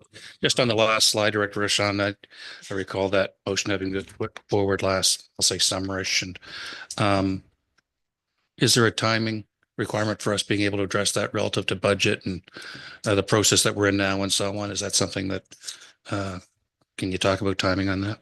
Yeah, so it just says beginning in year 25, 26. So I don't think there's necessarily a timeline, but of course, what we approve here in budget to take away is going to impact the tax rate. So yes, it may not impact the reserve creation and the policy creation and those reserves being put up, but it will impact the tax rate. So I will need direction on setting the budget of how much you want set aside. Absolutely. That's what I kind of figured. And I guess when you talk, sorry, through you, Chair, back to you, Director Rashawn. When you talk about it affecting the tax rate, you're talking about it affecting it. I don't want to put words in your mouth, but it sounds to me that it would affect the tax rate because we're running the budget, I'll call it tight, relative to where we're allocating funds already to reserves and so on, that any additional funding of taxes towards another reserve is what's going to cause it to affect the tax rate. Am I close to? You are very close. I'll just, if I may, Please. just basically, if all things were kept the same and we took a percentage of each of these revenues, it means that that revenue needs to be made up by the tax rate. So keeping all other revenue, all other expenses, all debt, all contributions the same that are currently within here, if we take away, it means that that revenue is lost to the reserve, which is a good thing. It just means we have to make it up somehow, and we'll make it up through the tax rate. Correct. Thank you for that. And so I think that's all I think that's all I need to do with that. Thank you. Councillor Yanish? Yeah, thank you, Chair. Just a comment on the what's next reserves. Although it wasn't part of the motion, I think one of the requests was that there would be a report to find out what was being done in other municipalities that had a similar policy. And without that report, I don't see how we can make an informed decision on this type of initiative. Anybody else? And if you may, I'll just say, it does say bring back a report on developing a policy to create. So I think we have some movement on that. If I want to stress the report on developing a policy, I don't think we have to decide right now. Unless we want to take it out this budget year. Yeah, that's exactly it. You will still have the ability to review and decide. And then if council were to set aside money now, it also doesn't mean that you have to keep that money set aside as we move through the process. It just kind of preparation for this new policy, which we're hoping to bring back following budget approval. Yeah. So that we know what we're working with. So just council, keep it in mind for when we end this evening for discussion and direction for Director Rashawn. Seeing no questions and no more, we're at just around 7:02. So we are going to take a break for half an hour. So we will be coming back around 7:30. So thank you. And we look forward to seeing everyone again at 7:30.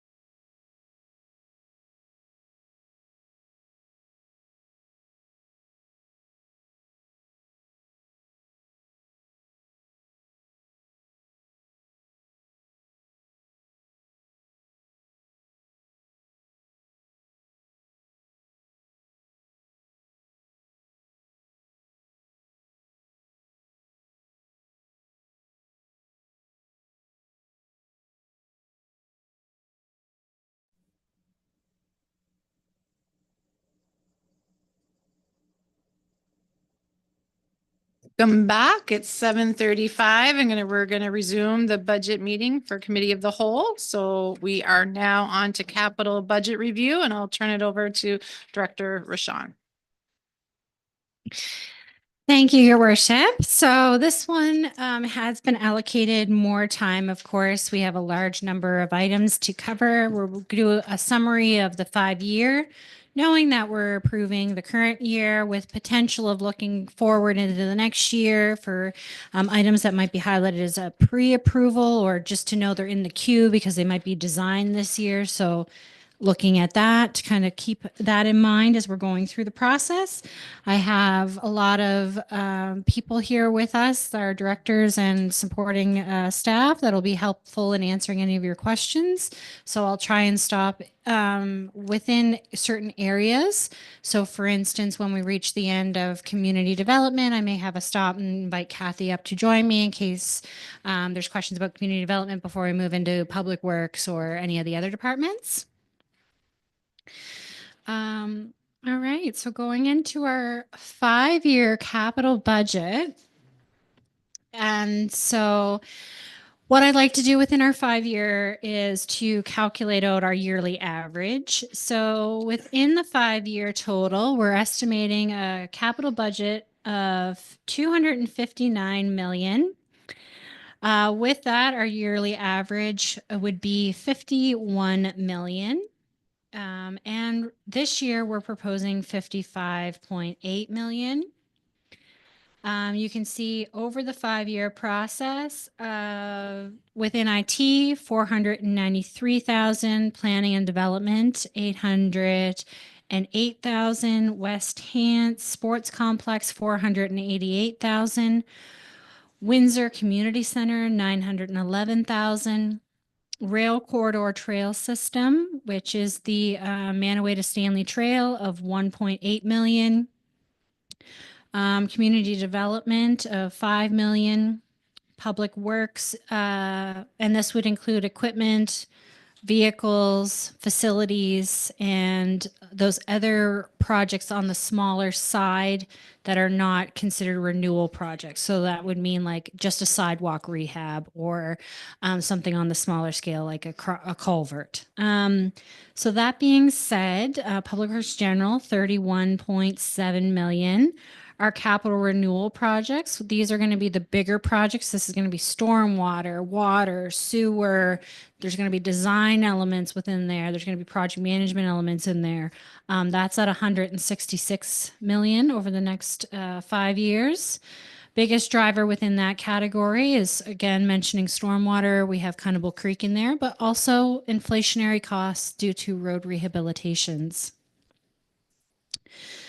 We have our West Hants sewer within that's projecting 13.1 million, and our water utility, which is 27.4 million, and protective services, which is 11.4 million over the 5-year total.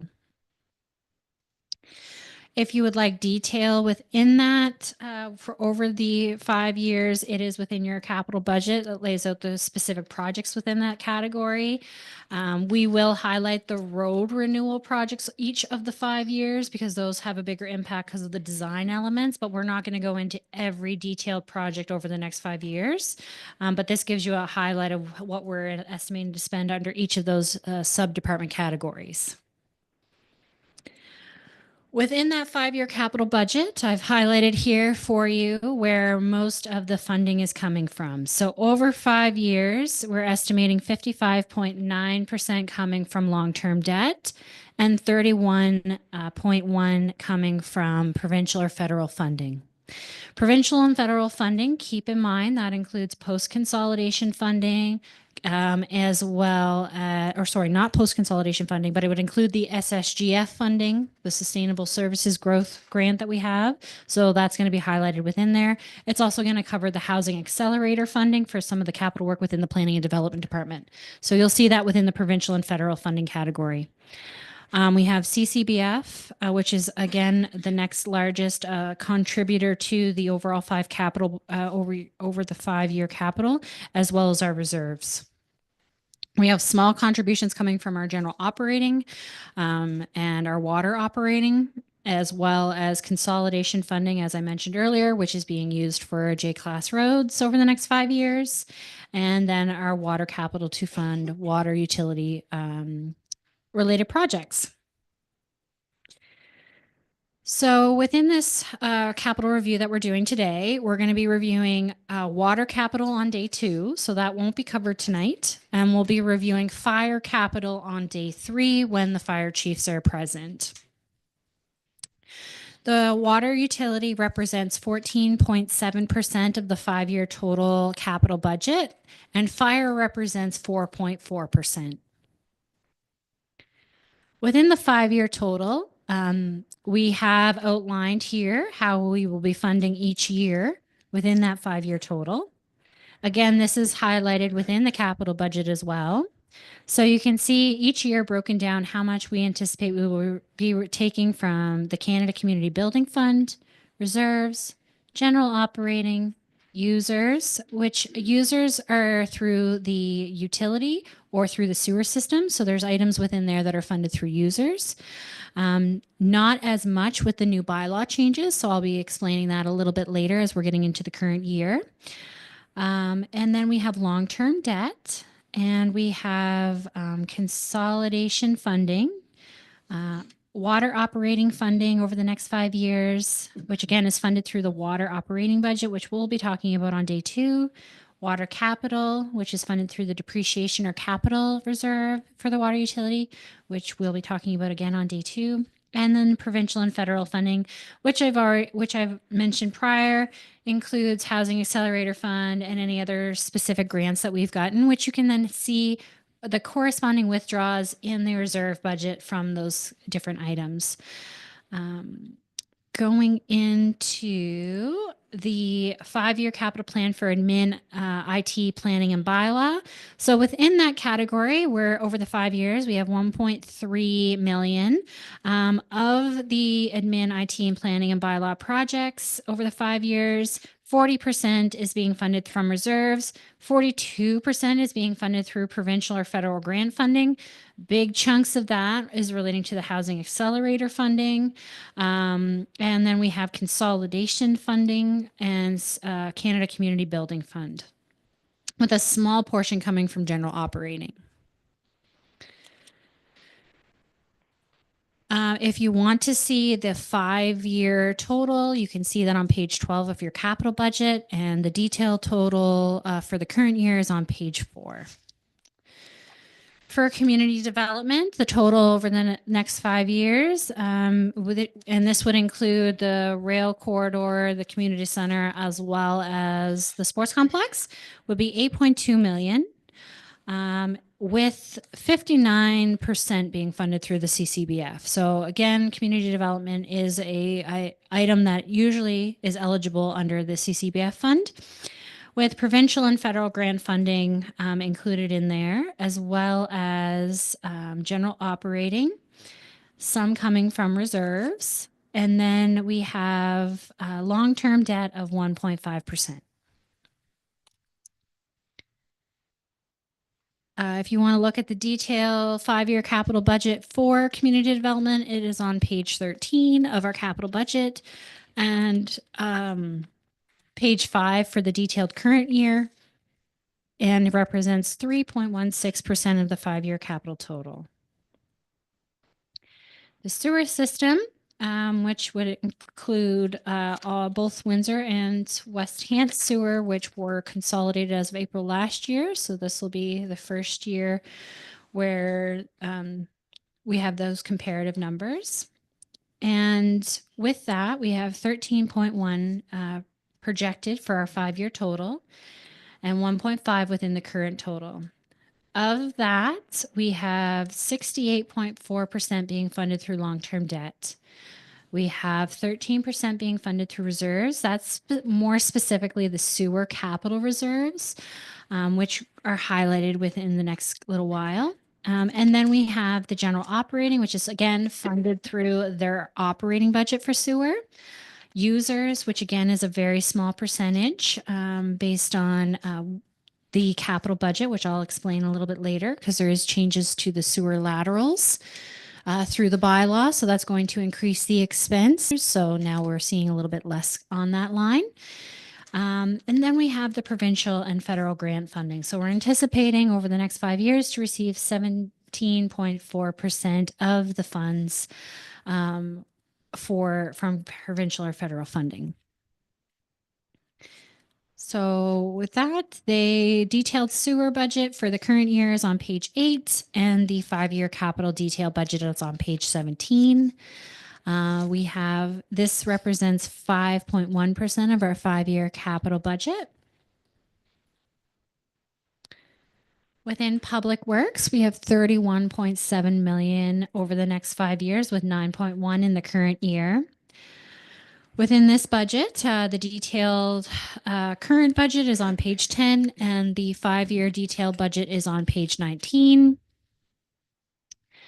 Within this category, we are seeing that 64% is being funded from long-term borrowing, with 24.6% coming from federal or provincial funding, 7.8% coming from Canada Community Building Fund, which again, within that category, a lot of the sidewalk component fit into the active living categories. So they're eligible under the CCBF fund. And then we have reserves at 3.2%.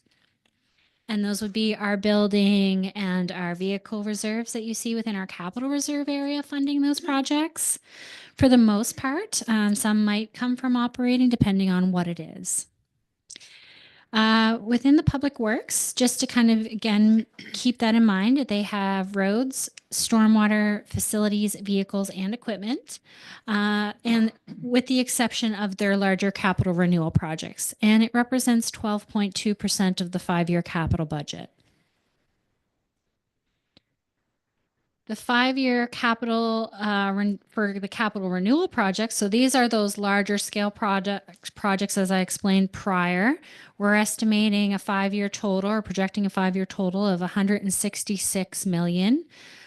49% of that is coming from long-term debt. 39% is coming from provincial and grant funding, with some coming from water capital for the water portions of the projects, consolidation funding, because J-class roads would be under this category, as well as CCBF for sidewalk rehabilitation and reserves for road infrastructure. So that would be those Hansport and Windsor infrastructure reserves, as well as our road infrastructure reserve under our capital budget. The detailed current year budget that represents the 19.2 million is on page 11 of the capital budget, and the 5-year detailed budget is on the page 20. Each of those detailed pages does incorporate what funding sources are funding each of those projects. As I previously presented, I summarized that for the presentation purposes, but if there's any questions, we can go into the actual document to look. And the capital renewal projects represent 64% of the 5-year total. Looking over the 5-year capital projects for the capital renewal, as I mentioned, we would go into these with a little bit more detail. We have Cunnable Creek in here for stormwater renewal, and you can see that has 2.5 this year for design. Then we have significant increases as we're doing the work over the next few years. 28,000 next year, or 28 million, sorry, next year, 46 the year after, 7.5 the year after, and then 6. And West Hants, we have 821,000 in there for projects this year. J-class roads being a big one, 500,000 contributed to the J-class road area, with Shetland Road being, and I believe the term is shave and pave for that area. So that is in the capital budget for this year. You can see the outlying projects as we go through the 5 years, and that is a lot of the West Hants is funded through reserves because we have the road infrastructure reserve as well as the consolidation reserve that's funding the J-class road. Hansport projects, so we have 6.9 in this year. Riverview and Main Street have been approved, and so has the Rand Street design. So all of those projects have been approved. and are represented in here prior to this budget being prepared. And so we have the additional 6.8 in the next year, 4.8 in the next year, and 5.9 in 28-29, and 5.7 in 29-30, which will round out Maple Avenue, Chestnut Avenue, Pine Street, Porters Avenue, and Birch, Cedar, and Alders Avenue over the next 5 years. And then within Windsor, we have 8.9 within this year's budget. Nesbitt Street has already been approved.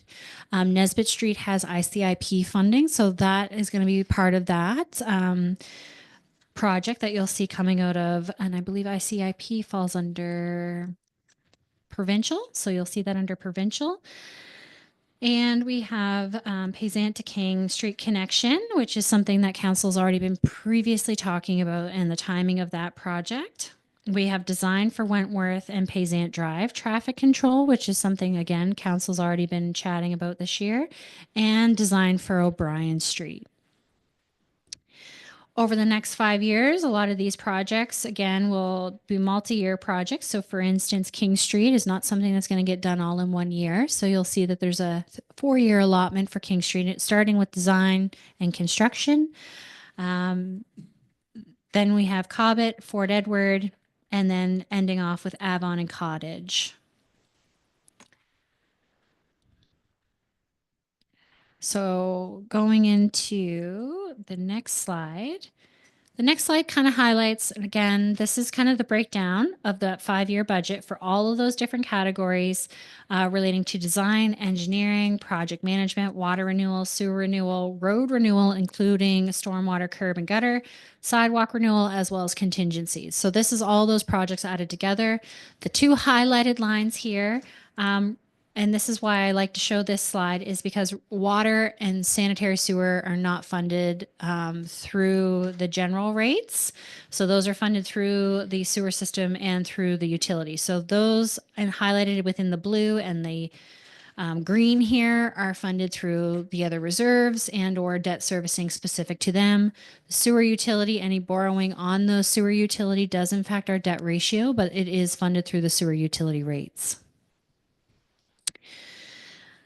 And again, our 5-year, so that ends our 5-year look. We're ready to go into our more detailed discussion relating to 2025-26.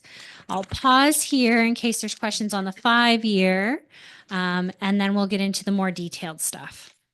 Thank you, Director Rashawn. Is there any questions?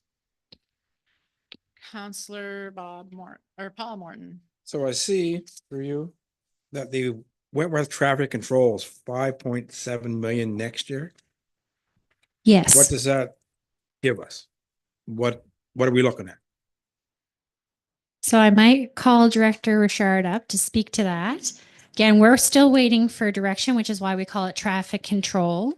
And if I can recall, we might have included our highest estimate to allow, because we weren't sure which option we were going with, but.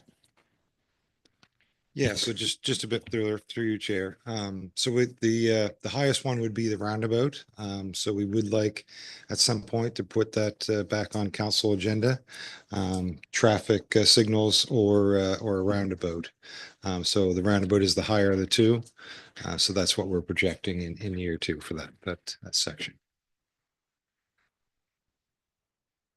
Good.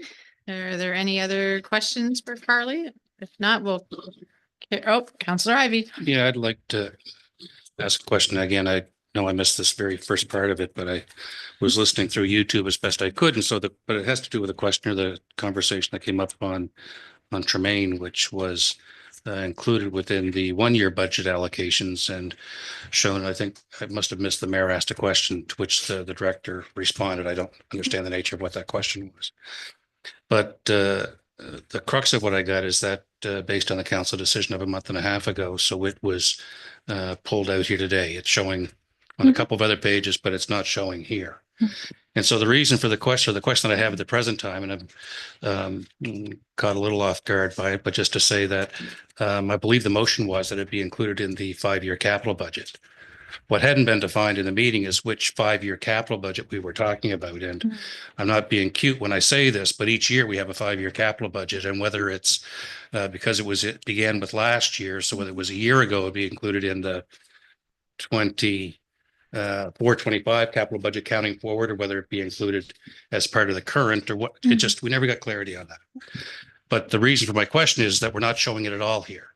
But the motion that I believe was approved by council, and again, I haven't gone to look it up because I didn't get a chance to do that since hearing this, is that it was to be included in the 5-year capital, in which case I would think that we would see it somewheres here sooner than later. And again, I don't want to turn this into a debate on or relive that debate. I'm not looking to do that. I just want to know why it is that we're talking about taking it out altogether. See Director Richard. Sorry, it should have been through you too. No problem, Yeah. Director Richard. Can you answer that or want to? Yeah, sure. So good question through you, Chair. It's not specifically identified as a Tremaine Crescent, but during the discussions with council and through staff, O'Brien Street design, if you'll bear with us, part of that scope will be to, the best avenue for stormwater management. If we can take some of the King Street off of that, because part of the design will be, we may have to go down Tremaine Crescent with a stormwater pipe and connect it into that ditch and divert the water. And also at that time, we may be upgrading, the Civic from Mr. Smith and collect it in that same time. So that's where, give us some patience. That's O'Brien Street will certainly reduce, and we could probably incorporate some of that Tremaine Crescent in the scope of the design for O'Brien Street. So Thank you. we're also looking at in discussions with engineer Booter. We may do the stormwater piece first, have that as a separate, because it's a big piece. So we're discussing those things internally. And once we go out with the RFP for the design, that Tremaine Crescent will be part of that solution. Thanks very much. And I recall through you, Chair, to the director, that is part of the conversation, which then kind of caught me a bit off guard as well, because we hadn't had the discussion on O'Brien King, and that is part of it. So I just, but thank you for the explanation on that, and I appreciate that, and I'll let it go with that for now. Thank you. Great. Thank you. Councillor John Smith. Thank you, Deputy Mayor. Question around the J-class roads. You see, we're spending 500,000 a year on J-class roads. Yep. So we have 500,000 allocated in each of the 4 years, and we drop it down to 250 just because it's in the last year, just because our consolidation funding will be used up. So then it'll be a discussion of future council. So the J-class, that's looked after by the province. Yeah. Is there a way to get a list of the roads that they're looking after this year? Or for every year? I know Yeah. they decide in the year, but I think they do decide within the year, and they do share that information, I do believe. Director Richard. That's through your chair to Councillor Smith. So we submit the list, J-class road that has been submitted. The province reviews it, and based on funding for the J-class road program, they'll tell us, what's going to be fixed. The provincial budget that we're aware of has been decreased for the J-class roads program this year. We're still working to see if they can help West Hants roads out where we have the allocated funding proposed in the capital budget, but we're still working that process through provincial folks. so the 500,000 that we're spending this year has yet to be allocated. So Or the roads have it's yet to all be the provincial identified. program. So the province will tell us, what's within their budget and what they will be able to do based on their funding. They know what our commitment is, but if they don't have the commitment on their end, then, those roads that we submitted, maybe one, maybe two, maybe none based on the funding. So we haven't heard back on any commitment officially yet. So we're waiting for that. Well, I guess part of my question is, are we getting our money's worth for the 500,000 per year? Like, are they spending $500,000 on our roads every year? So it's a 50-50 match. So whatever we support, they fund 50%. So they're not just going to take our money, put it for other roads. It's a match for West Hants Road, J-class roads only. So we should have $1 million put towards If J-class they're roads. willing to match that, correct. Yes. Okay. Thank you. Great. Counselor Remy. Through you, Chair. I was just curious, I saw on there, the council chamber upgrades. What types of upgrades are those? Like IT related upgrades or? Yeah. So within that, it's always good for us to refresh our equipment. So again, we have sound equipment in here, we have audio visual equipment, and we have the TVs. So it's a lot of stuff. So it's just one of those things to just make sure we have the up-to-date equipment and we're recycling out some of the old stuff. One of the biggest things will be the sound system. Yeah. What within that project. Awesome. Yeah. Thank you. And then just one more. Sure. I noticed under the community development, we have a splash pad on there. Is that the existing splash pad that's in Hansport, or is that a new? That's a new splash pad within the growth center area, I believe. Yeah, I'm just trying to remember because there was two estimates, if it was within a growth center or if it was outside of a growth center with a supply of water or non-supply of water. The higher price would be in a non-growth center, just because of the cost of the structure itself, the requirement for a building. So it's a higher cost to put it in a non-growth center. So it's not determined where it's going. It's just, Correct. we need a splash pad somewhere If in the council's municipality. determined that there's a splash pad needed, correct? Okay. Yes. Awesome. Thanks. Counselor Larry Pinch. So through you, this was a follow-up. Sorry, Director Richard, that you just sat back down.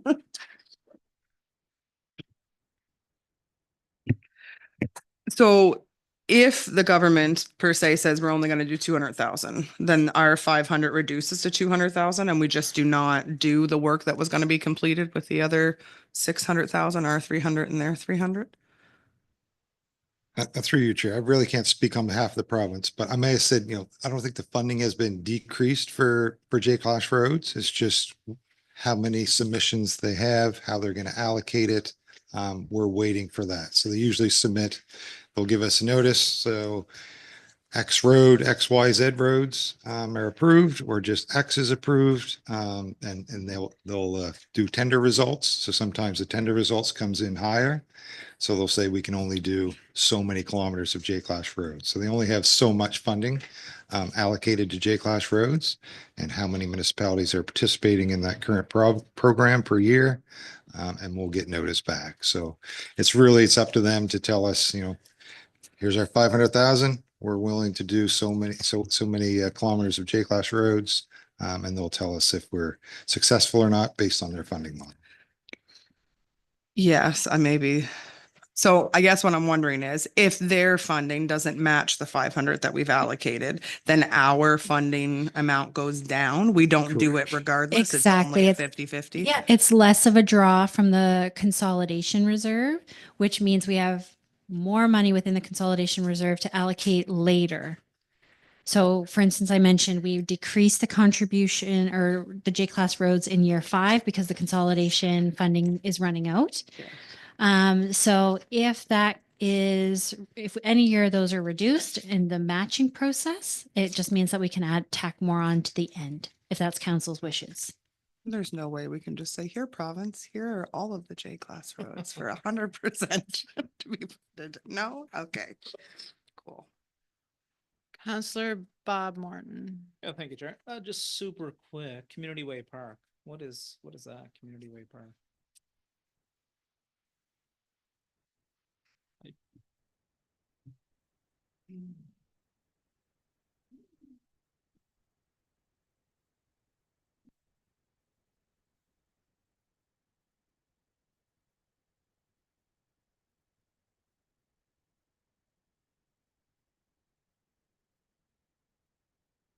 It's the Bryson. Yeah.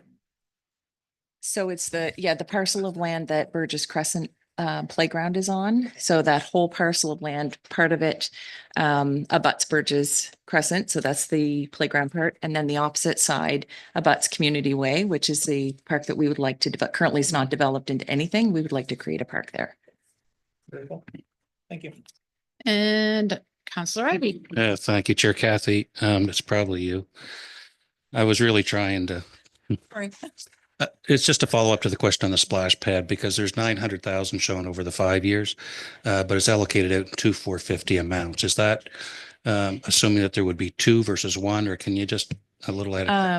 I think it's a bigger conversation, so it's a decision of council as to, whether there's one, two, or any splash pads that would be installed in any community. Sure. And so what we have budgeted for is the recirculating system, which is the one that's basically the non-growth center. Mhm. And that's what we would have to go to tender, obviously, but that's what Right. the quote that we got, just a high level quote. And is that the 900 or is that a 450 450? So per it's year, per site. per site. Yeah. And we space those sites out too within the capital budget because of course we need to first implement our first one in a non-rural area and that way we can better plan for the next one. Thank you. And I guess further conversation to be held over the course of the next week or so. Is that where we're at with that? Is that what the thinking is on that, given where we're at? Sorry, yeah, through you, Chair, too. It's just really about creating capacity. Council has said we'd like to see some splash pads. We put some capacity in the budget. The location is yet to be discussed and the execution of that is yet to be discussed. We just put something in there to give you the capacity to do so. Yes, as per strategic discussions that we've had, we've tried to highlight as much as we can within this capital budget to look over the next 4 years what you were hoping to achieve. Thank you. That's good for me. Any other questions? If not, we'll carry on.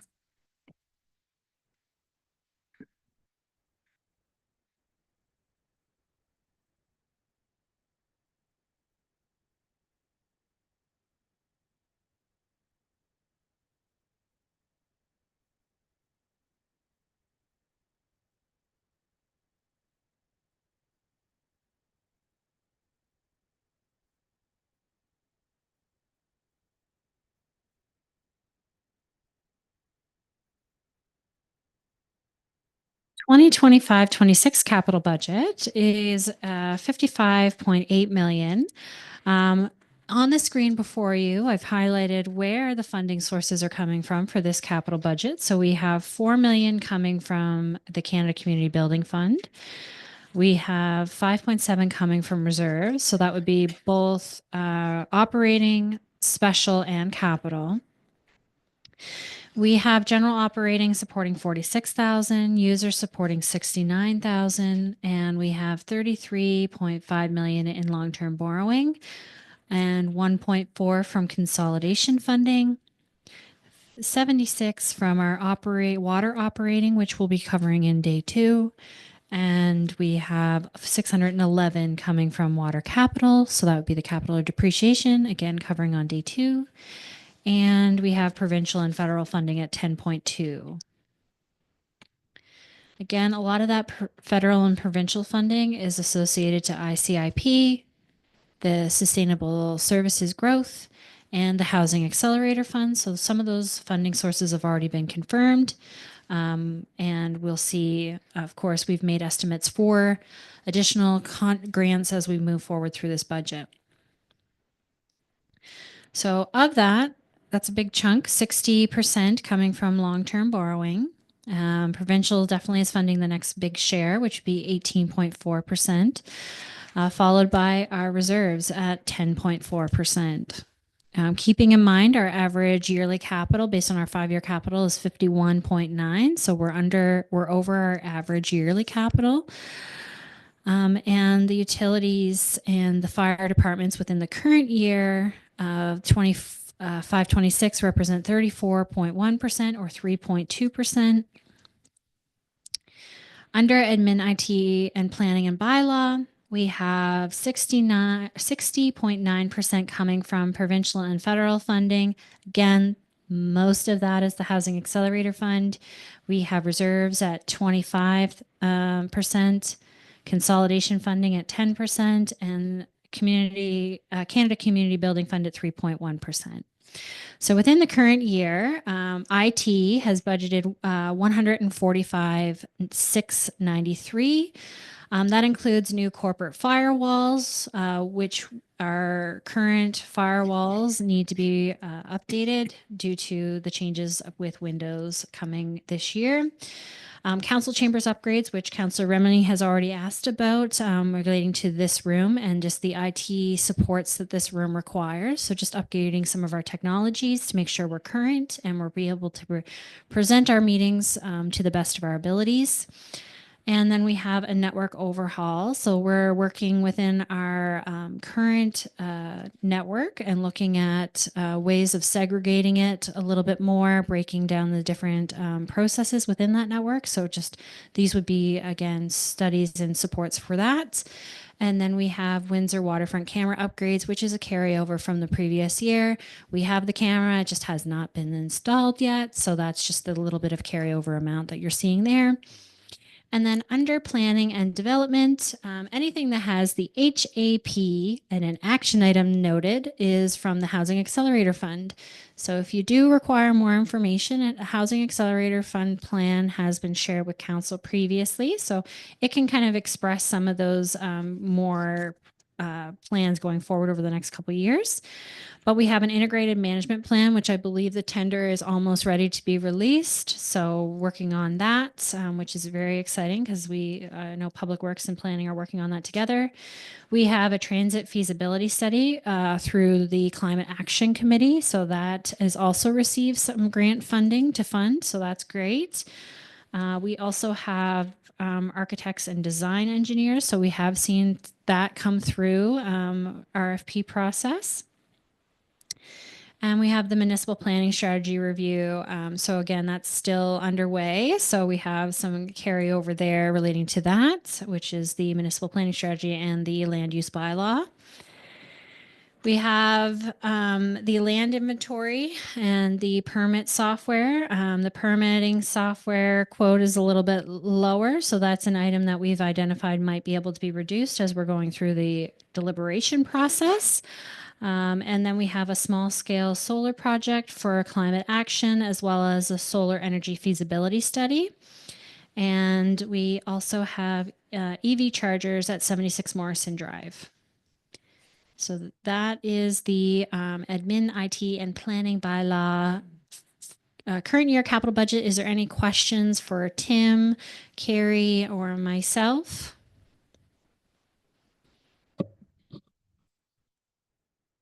Ivy. Hey, thank you, Chair. Through you to Director Richard.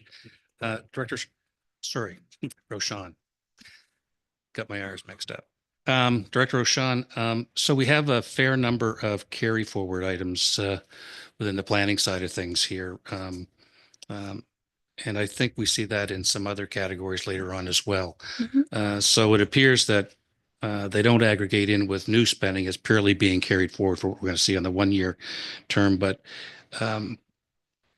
since we're going into a second term or second year with these now, what's the assurance that we'll see that these get carried forward? And I asked the question in the context of what you had up there for the total capital spend at 259 million, or about 51 to 52 million a year, 1.5 times our annual revenue.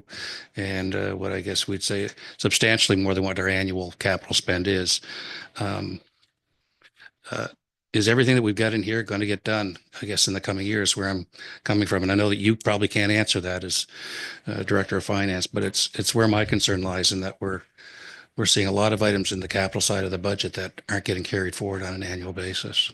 Or are getting carried forward? That aren't getting, sorry, they are getting carried forward, but they aren't getting completed in the year that we're targeting them. Yep. So with the Housing Accelerator Fund, we have 4 years to complete our action items. So we have basically 4 years to complete those. So or we lose funding for those items, right? So that's something that I can say we're working towards completing those over the next 4 years. Within IT, some of it is just due to capacity, or some other items that have kind of popped up that we needed to deal with, such as staff changeovers. So some of that this year, but again, some of these projects have to be completed. One of the items that was delayed was council chambers upgrades. We've been delaying that project consistently. We've known it needed to be upgraded, but we haven't known where we're going to live, and we didn't want to upgrade the equipment that wouldn't be movable to the any new location. So we can't, that is a potential item where we always kind of highlight, if we can, we'd like to, but it is an item that's highlighted as maybe can move. And then our video camera, that's availability of contractors. So we're just waiting for electricians and boom trucks to get what we need to do done. So it's just that availability there. With some of the other things, it's grant funding that we've gotten in place that now we have certain requirements to complete. So I believe the transit feasibility study has a timeline so that we're eligible with the funding. So I would say within these categories, there's usually a timeline embedded within the funding for them. Okay. Look, I appreciate the reassurance. It's within this category. Other categories could be we've put in a budget and we've gotten design back and our estimates are really low. So we have to rethink our process and rethink the funding and bringing those forward. So you'll probably see that later on in some of the other items. Yep. okay. Thank you for that. I appreciate it. You're good. Anyone else? And I'm just going to add to that, but I think my comment is probably better for direction in decision making, but I'll just run it by you. Speaking on that, like the EV charger for Morrison, the upgrades, I think council should be somewhere to make a decision on which building. It's been going on long enough, trying to get staff in a building. So I think that's a conversation for direction and maybe a conversation that could come short notice, CAO, but maybe to committee of the whole to make a plan on that, because I think it's long overdue to do that. And that might help with some of these items that are being carried over. Did anyone else have any? Okay, carry on. Thank you, Your Worship. So moving right along into 25-26 for community development. So with community development, you're going to see this is presented a little differently this year because we broke out some of our bigger facilities as well as our big trail that we're working on. Just that allows for a little bit more clarity as we're moving through the budget for not only staff, but also for anybody looking at the capital budget. So within the West Hand Sports Complex, we have the heat exchanger, which has been approved.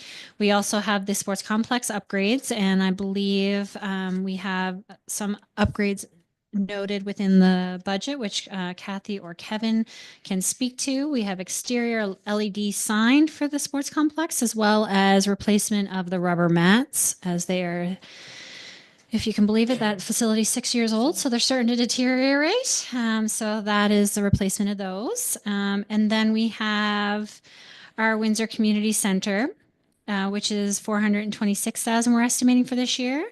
So we have the foundation repairs and building upgrades. Those again are dependent on the structural assessment and what comes back. So there's going to be a discussion once that structural assessment comes back.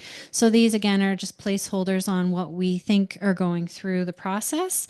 We also have flood protection improvements, and some of this will be funding from insurance proceeds that we will be receiving through our last insurance claim from the July 2024 flood, but we are waiting on our structural assessment to determine our path forward before we finalize our claim with the insurer.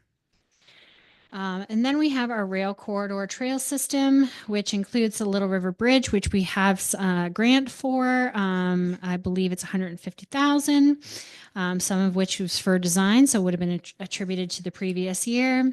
We have $750 in the current budget for that.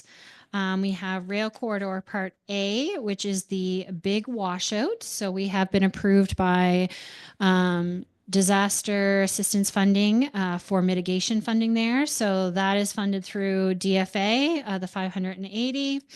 And then we have the Recreation, Property, Active Transportation, and Community Trails opportunity. So that's a carryover title, but that's really going to be to develop that trail into a trail with benches and signs and all the things that come along with trail development. And I'm looking at Kathy in case I'm missing anything, but I don't think I am.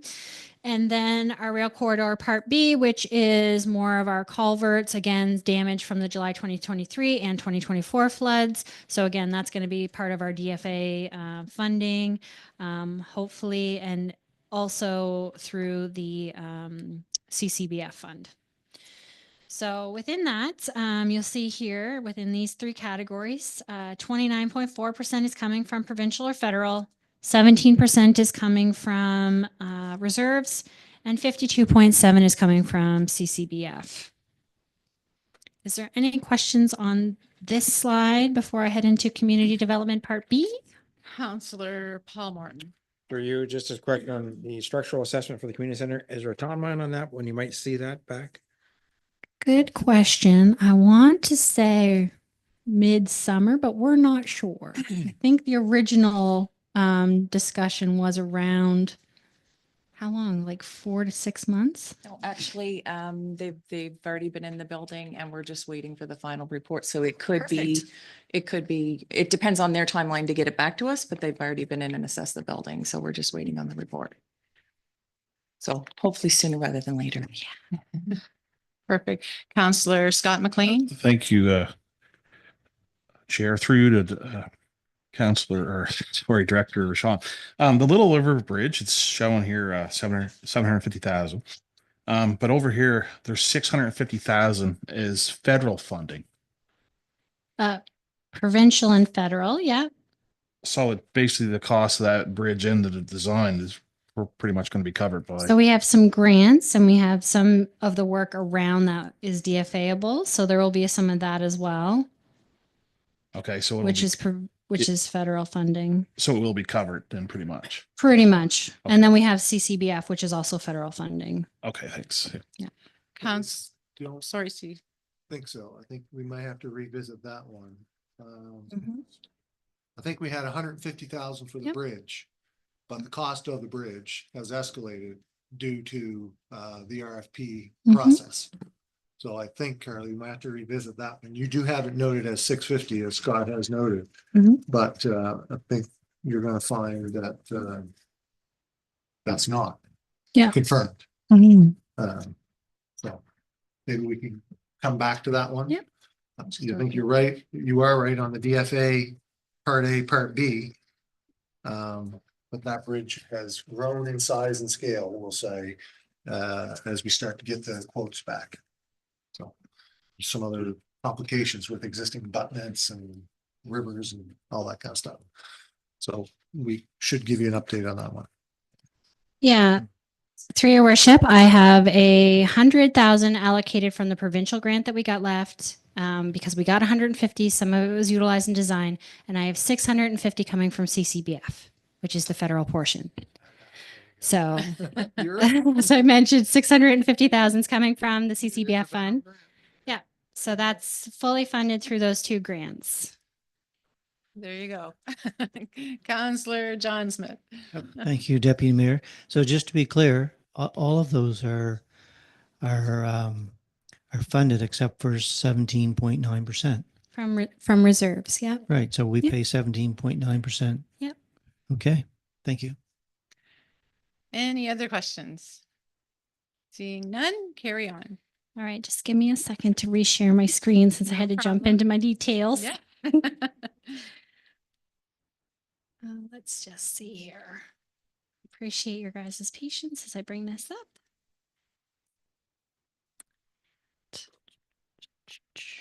Okay, everything looks good. Perfect. All right, going into community development part 2, which is the bulk of the community development department. We have, of course, highlighted items that hopefully fit within strategic goals that council has been discussing and hopefully will be finalizing, including increased active transportation and more access to recreational items in the rural areas. So what you'll see in here, we have splash pads, kind of fit that kind of request. We also have, of course, the Community Way, which is a new park. Of course, that's a little bit on the outskirts of the growth, so we won't see that as much. We have the I'm just trying to think here where we go. Oh, we have the equipment to support outdoor recreation activities. So that's again something that we're looking at doing with the outskirting areas. And we have a number of rural plans within this capital budget. So just to highlight, we have community beautification. So community beautification encompasses a lot. As I noted earlier, we moved 17,000 in there for decorative lights. So that includes that number. We have the Gothic Trail, which again is a DFA potentially funded item. So that is something that is a result of the 2023 flood. So that's still an estimate at this time. We're still working through that process with DFA. We have the Newport Landing Waterfront Park and the Shamrock Fields. Within the plan, we have some plans and strategies for the upcoming year relating to, I believe, of building and facility strategies. And we have the Causeway Trail, that's the paving carryover, which I mentioned earlier on in my presentation. We had to increase for the contingency for that, knowing that the costs of paving are going up. And we also have the Hobart's Beach recreation site items, the electrical outlets on Gare Street, which is the only item within the community development department that we're borrowing for. So that 3% that you're seeing over in that yellow category rate, and I don't have my laser pointer on, right here is associated with those electrical outlets. So that's not necessarily something that's fundable through our CCBF or any of our other kind of categories. So that has been highlighted as a debt servicing item. We have our active living equipment support. So again, that's going to be some active living and accessible equipment.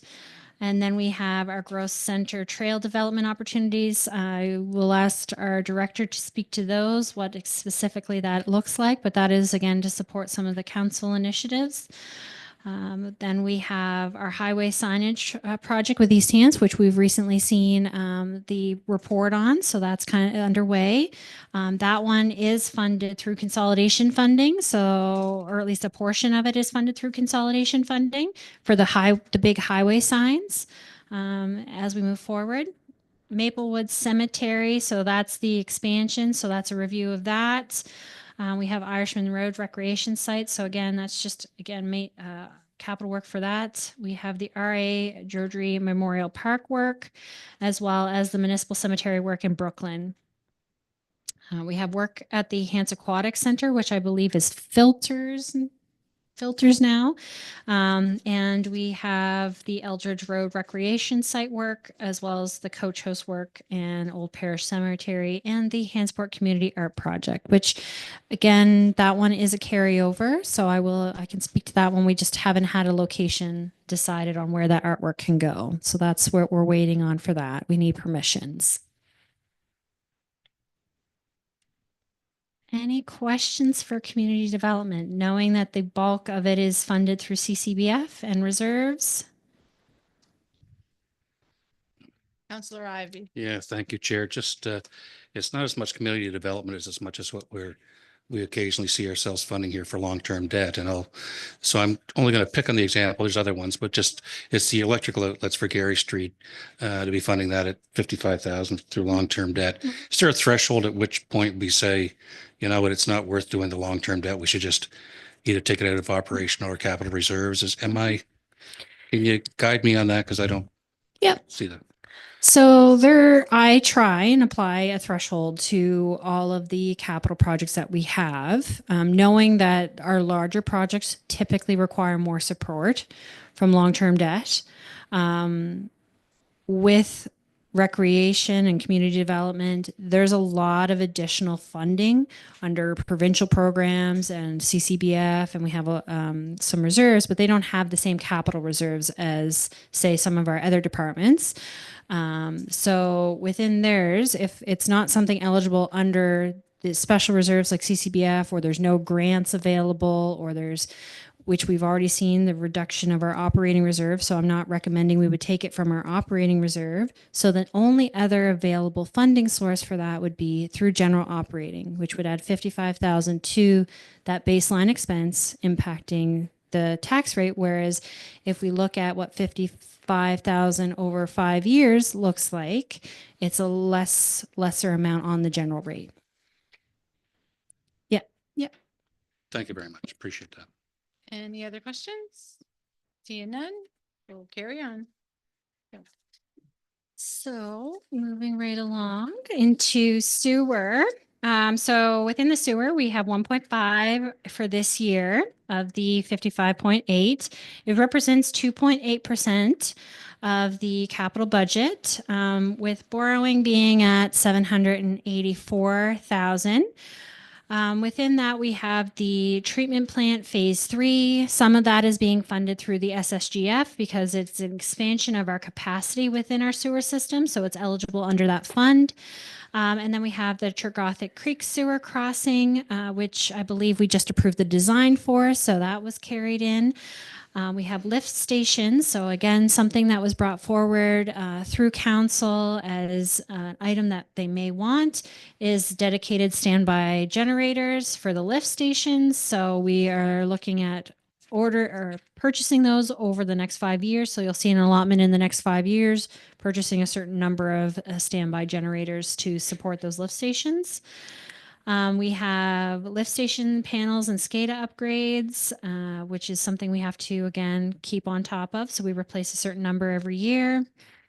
And then, of course, our submersible pumps. So again, that's a line item you're going to see every year. We have a certain amount we replace every year. So those are pretty standard. You'll see the portion of the pipe crawler camera in here. So I mentioned that as part of our debt conversation. So that's going to be shared between water and sewer. So this is the sewer portion, roads and sewer. And so this is going to be the sewer portion of that. And then we have, again, blower replacements and diffuser replacements. So a lot of the borrowing we're doing for Lagoon Drive, as well as the larger capital projects for the sewer utility. We have the Falmouth treatment plant building and equipment upgrades within that facility, and the Windsor treatment plant upgrades within that facility. Then we have treatment plants and lift station SCADA upgrades. So as part of Windows 11 upgrades this year that have to be done before October, this is a budgeted item that will need to happen because we will not be secure after October.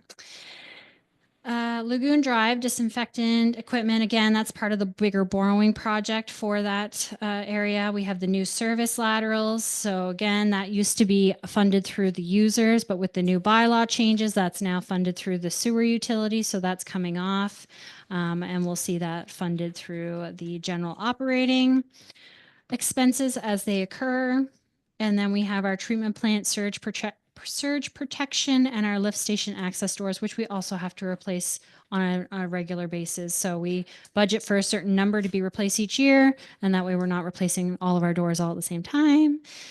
And sewer represents 2.8% of the capital budget, with 50% coming from long-term borrowing, 38% from the sewer reserves, and 10% coming from provincial or federal funding. And as I mentioned, that 1.3% represents the sewer laterals and a few other of the smaller projects funded through the sewer operating budget.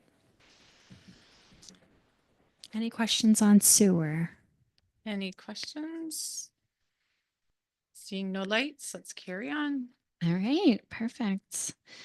So moving into Public Works. So Public Works, we have 9.1 million budgeted overall, with 750 for equipment, 5.2 for facilities, 365 for vehicles, and under roads, stormwater, sidewalks, we have 2.7.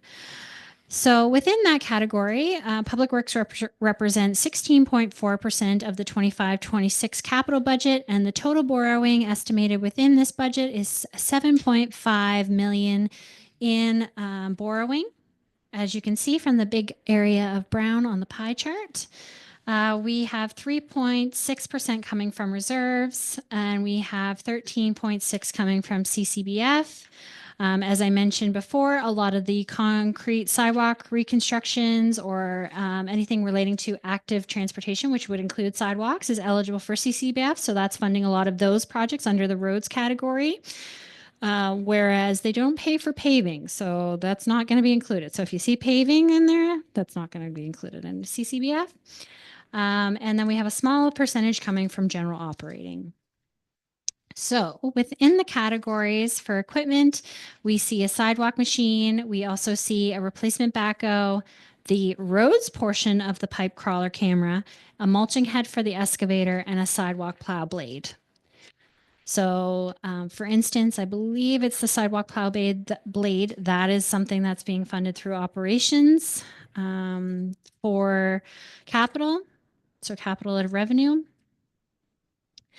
And then we have under facilities, we have the outside operational facility. That's a big chunk of the facility budget there. I know we've talked about that in previous meetings and tours. So that's at 5.2. And I believe the design is underway or almost finished. Yep. Yep. So again, that project is going to be a large one, which is contributing to the borrowing amount within that area. But buildings, keep in mind, are borrowed over 5 years. So that is something to keep in mind as we're going through this process, or 5 years, 20 years.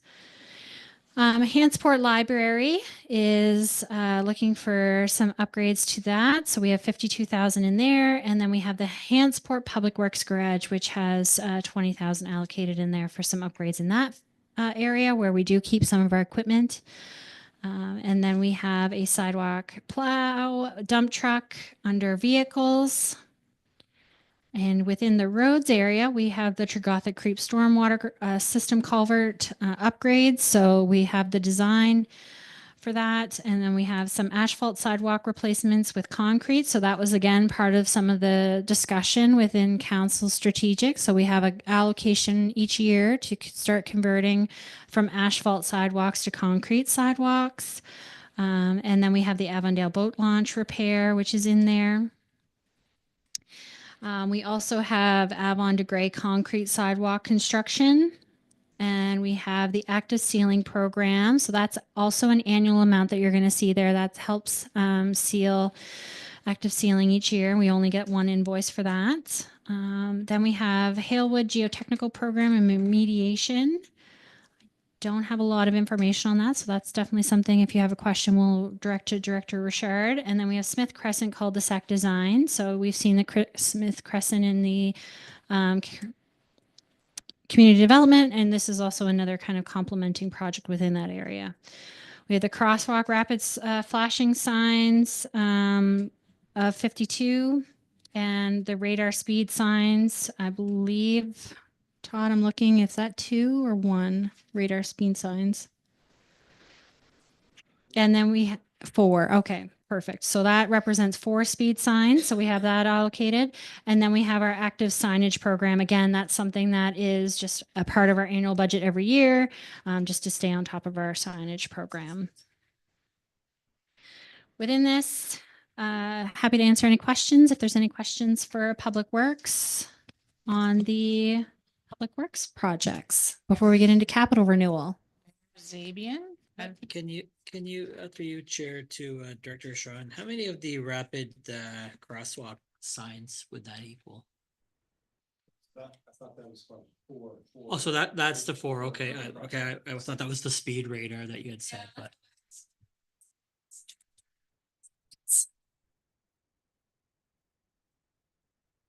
That's 2. I think it's 2, but $5,000 or $6,000. Yeah. So 2 radar speed signs, and we believe in 4 crosswalk rapids flashed sign signals. Okay, Councillor Remy. Through you, Chair. I'm just curious, and forgive me, but what is a sidewalk machine? It seems like something I would call it as opposed to. Yeah. Essentially what that is, our sidewalks, snow removal.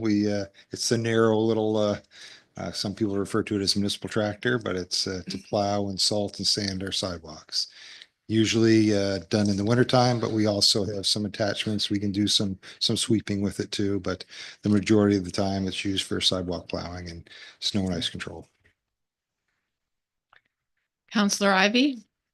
Yeah, thank you, Chair. Just a couple of thanks, Todd, for staying at the mic. Did you? Is that the signal now? Yeah, Greater Avon, concrete sidewalk. I can't line that up unless Gray runs parallel to Avon. If you guys want to I have your names, so I will get to you. Sure. So it's essentially Chestnut Street from Avon Street, top of the hill, down to Gray. Kind of takes the corner down by Richard Smith's, and yeah, that sidewalk's in poor shape. It was identified before, so that's why we specifically identified it. We didn't include it in the conversion from asphalt to concrete, but that's essentially Chestnut Street. Thank you. I thought I may have missed somehow how that was configured. And then we've also got the salt plow dump truck in here, and we just got one of those a year ago, I think. This is an addition to the fleet, or can you? No, not addition, replacement for our larger, one of our larger salt and sand and plow trucks. So that's a replacement. Okay, thank you. Counselor Larry Pinch. 2 questions. So it's a replacement. Is the other one still like functioning and it's just at like its year timeline, much like fire apparatuses, or is it like a replacement plan or? Through you, Chair, we've done some work on that just to get us through last winter, but the thing is very aging. It's one of our most utilized trucks as far as heavy snow removal, so it's due for replacement, and yeah, it's critical. And we're hoping to get it for next season, but that's kind of the timing, kind of alluding to Councillor Ivy's question of timing of some things are carried forward, but we need to have these things identified so we can tender things and award tenders. But this is a critical piece of equipment, and it is a full replacement of an existing truck. So the existing truck will be put up for surplus after we acquire the new one. Okay. One more? Yes, Okay, please. one more. So through you, Chair. What is Halewood Geotech Program? Sure, great question. So there's a section of Halewood Drive in Falmouth that's we refer to it as karst topography, where we have gypsum and limestone. So it's susceptible to sinkholes. We've had some sinkholes in that area develop. So we're doing a geotechnical program. We have our staff going out. We have stakes in the ground where we monitor elevations, so monitor it. So that's part of that. And then we have consultants that do geotechnical work. They're doing reports, and they're doing recommendations on remediation when we need to, how we fill these things to resolve the sinkholes from developing. So that's what that program is. Counselor Paul Morton. Through you, it just on the sidewalk machine, is that a straight sidewalk machine or is it functional for anything else? So that's a complete sidewalk machine with plow, with the salter, sander, and it's kind of an addition. It's we're getting more calls for service levels on sidewalks, so this is an additional sidewalk machine to our fleet. With these sidewalk machines, they're sometimes I refer to them as a snowmobile. They're very maintenance heavy, just the way they hydrostatic pressure, the wear on these things they articulate. So when we have one down or sometimes 2 down in service, it really puts us behind for snow removal. So having this additional piece of equipment will keep us to maintain our service levels for sidewalk clearing. So. Counselor John Smith. Thank you, Deputy Mayor. So I'll just work my way from the bottom up. The Avondale boat launch repairs, would that be repairs to the wharf itself, or is that to the slip that's being put in now? So through you, Chair, that's the existing approved project. That's going to be started hopefully in the next couple of weeks. That's nothing to do with the wharf structure or the boardwalk. It's precast concrete panels that will be put down with some surge rock around it. So. And the Tregotha Creek stormwater system upgrades, is that a complete upgrade to the Tregotha Creek system, or is that part of the repair that needs to be done? So through you, Chair. So that was identified in the Windsor stormwater study. So that is, we refer to Tregotha Creek, anything kind of O'Brien Street down through Wentworth Road and back of Subway, Cole Drive. It's that whole kind of corridor. So that is just the first year. We have culvert sizing, some cold drive upgrades, stormwater management ponds. So that's kind of all inclusive for year one, but you'll see that identified in future years too. So anything Trevothick Creek related is that catchment area on the Wentworth Road corridor. Okay. Question on the outside operations facility. That's what we'd call the Public Works Garage. So through New your one? chair, And, Public just- Works and Community Development, we're partnering on that. So it would be a facility to house our equipment, to do maintenance, offices included in that. As the tours you've seen, we're busting at the seams. We have some issues related to safety, labor standards and accessibility. So it's certainly overdue. So So how many square feet is this facility? I'm looking at Engineer Boder. Yeah, we'll get back to you on that when we Okay. have that. It's much larger though. Not much larger. No. We're gonna have an independent wash bay. The offices would be in addition. So, yeah, it's gonna be next. We're planning the next to the existing structure and keep the existing structure for heavy maintenance and cold storage. So, Right. The mulching head for the excavator. What does that do? sure. So through you, Chair, essentially it will go on the end of our excavator, will allow us to maintain easements, stormwater ditches, roadside ditches, allows us to get into that heavy, even watershed maintenance on roads, will allow us to do a fair bit of mulching and the easements in our roads and our ditches and our stormwater easements. Right. And lastly, the pipe crawler camera. Yeah, What does that do? through your chair. So essentially, this is a camera that will go through the sewer pipes and the stormwater pipes. With our sewer vac, we're doing a lot of maintenance that we've been behind on. So this will allow us to proactively target certain areas that need more maintenance than others. It would also allow us to detect inflow and infiltration. And it'll also allow us to do condition assessments on our sewer mains and our storm mains for future infrastructure projects.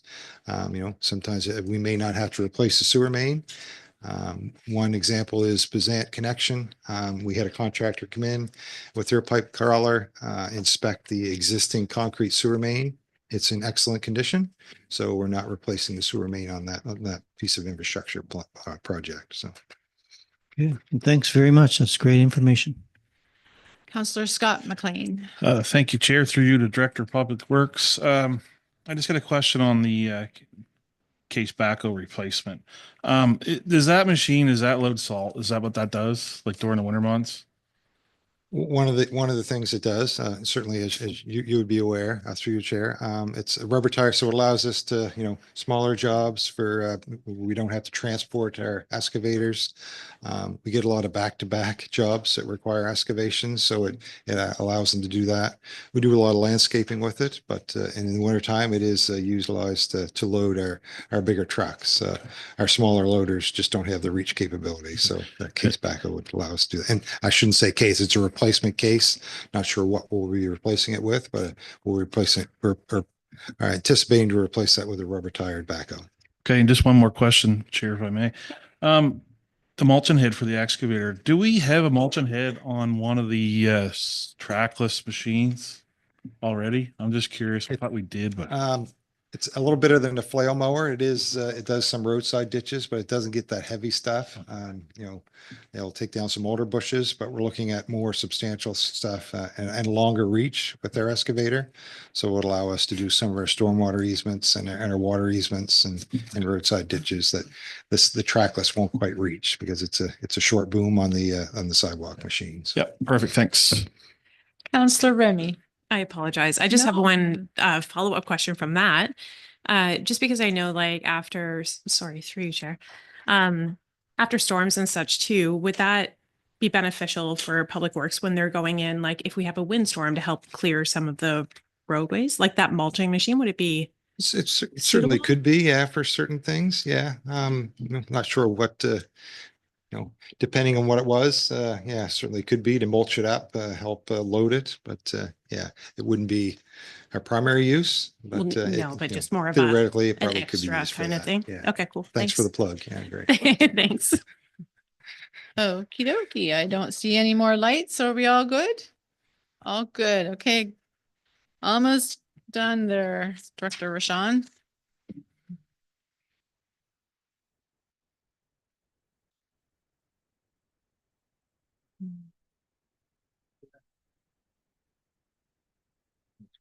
Oh, go ahead. So we have the answer to the square footage, 13,592 square feet. Pretty close to that.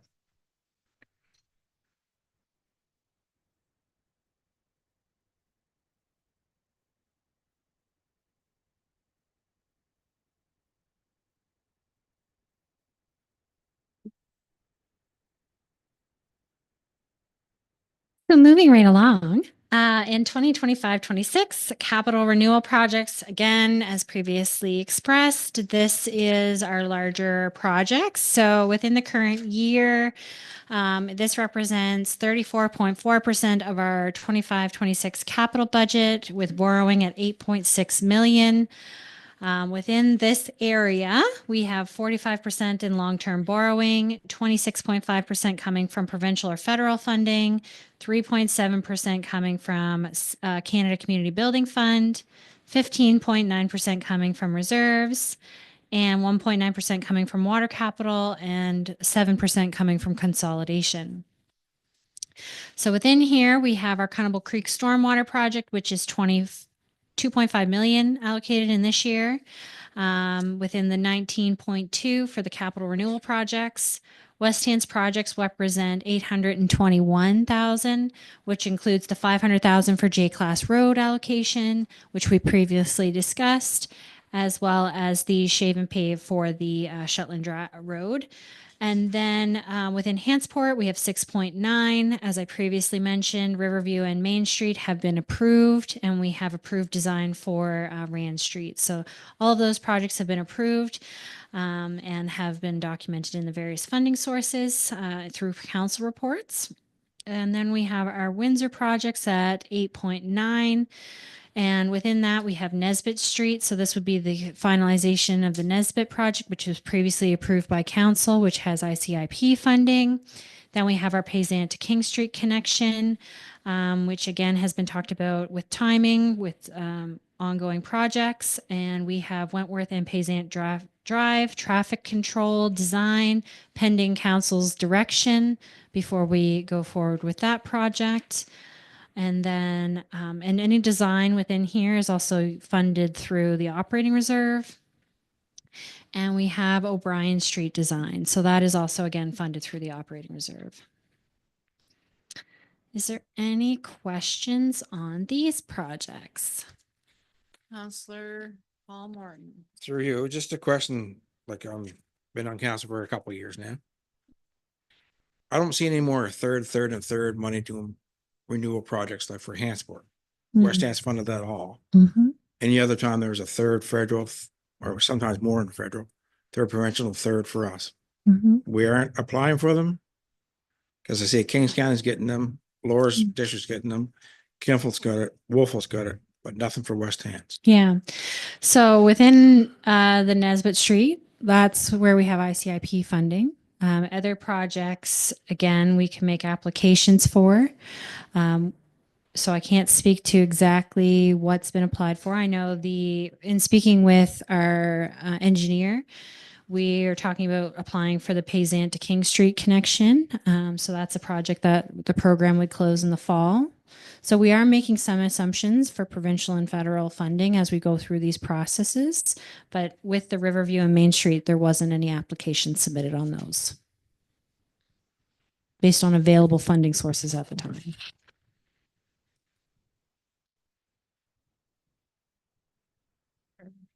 Is there a follow-up there? I see the wheels turning. No. Okay. Anyone else with any questions? Seeing no lights. Carly, will All right. So that brings us to the end of my presentation. And if we look at our agenda before us, we just finished discussion item number 10. Seeing that we're at 9 o'clock, we're a little ahead of schedule. So the next part of our agenda is where I'm going to be asking for some direction. Again, clear direction on making changes to what you've seen here tonight or bringing information back. The other thing I will ask for is that it's, again, consistent around the table that everybody wants to either remove or add, or because I can't make a lot of changes just based on individual things. So if we can try and be as a group, give direction. Okay, so council, we've had 4 hours, 3.5 of pre-budget. We've gone through everything. So now it's your turn to comment on things you want to see out. Councillor Ivy, then. Yeah, not so much on that, just I wasn't sure if we were going to go to the question slide, so I do. We didn't have a water utility slide on the capital budget. Is there a reason for that? Because it's substantial as part of the. So through your worship to Councillor Ivy, we're covering water utilities in its entirety, both reserves, capital, and operations, all as one item on day 2. Thank you. You said that. I apologize. It's okay. Thank you. Councillor Larry Pinch. So just, I guess, generalized comments coming from my district. There's a lot of community development that relates to the 215, that relates to Windsor, that relates to Hansport. There is nothing for Vaughan. And I know that during our strategic planning discussions, I had mentioned that there are a large population growth out in our area. I think it makes up approximately 10% of our tax base overall. And we have a lot of families, and there are no parks, play structures, or otherwise, which was a large resounding voice from out in my area. So I'm a little disappointed.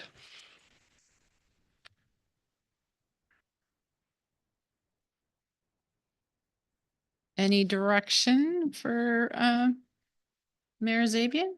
Yeah, I see a big gap or a big tax increase that we're looking at that's being recommended anyways, Chair.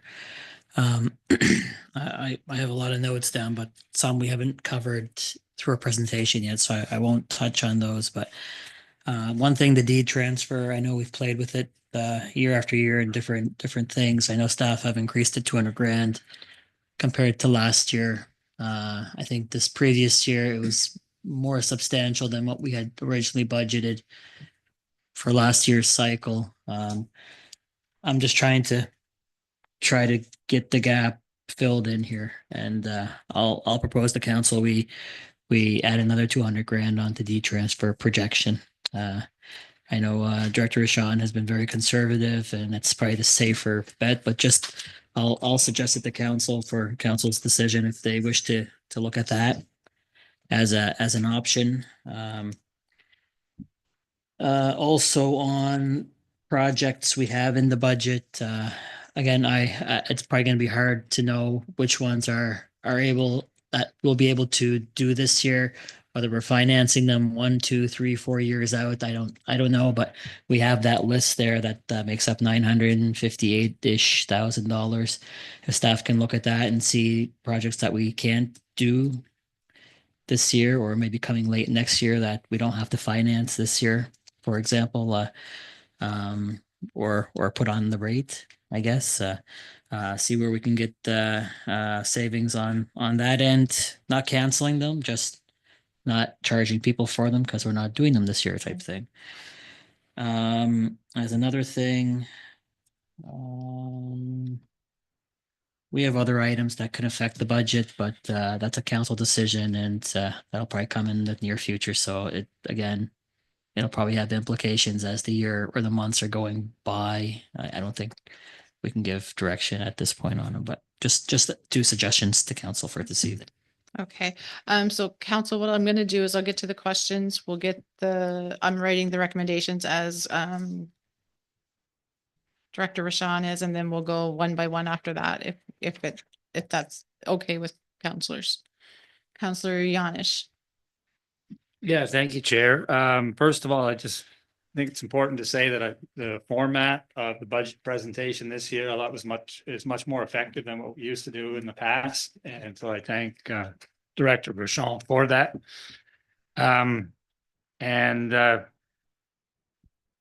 Unfortunately, the budget picture is a lot less attractive than it has been in past years.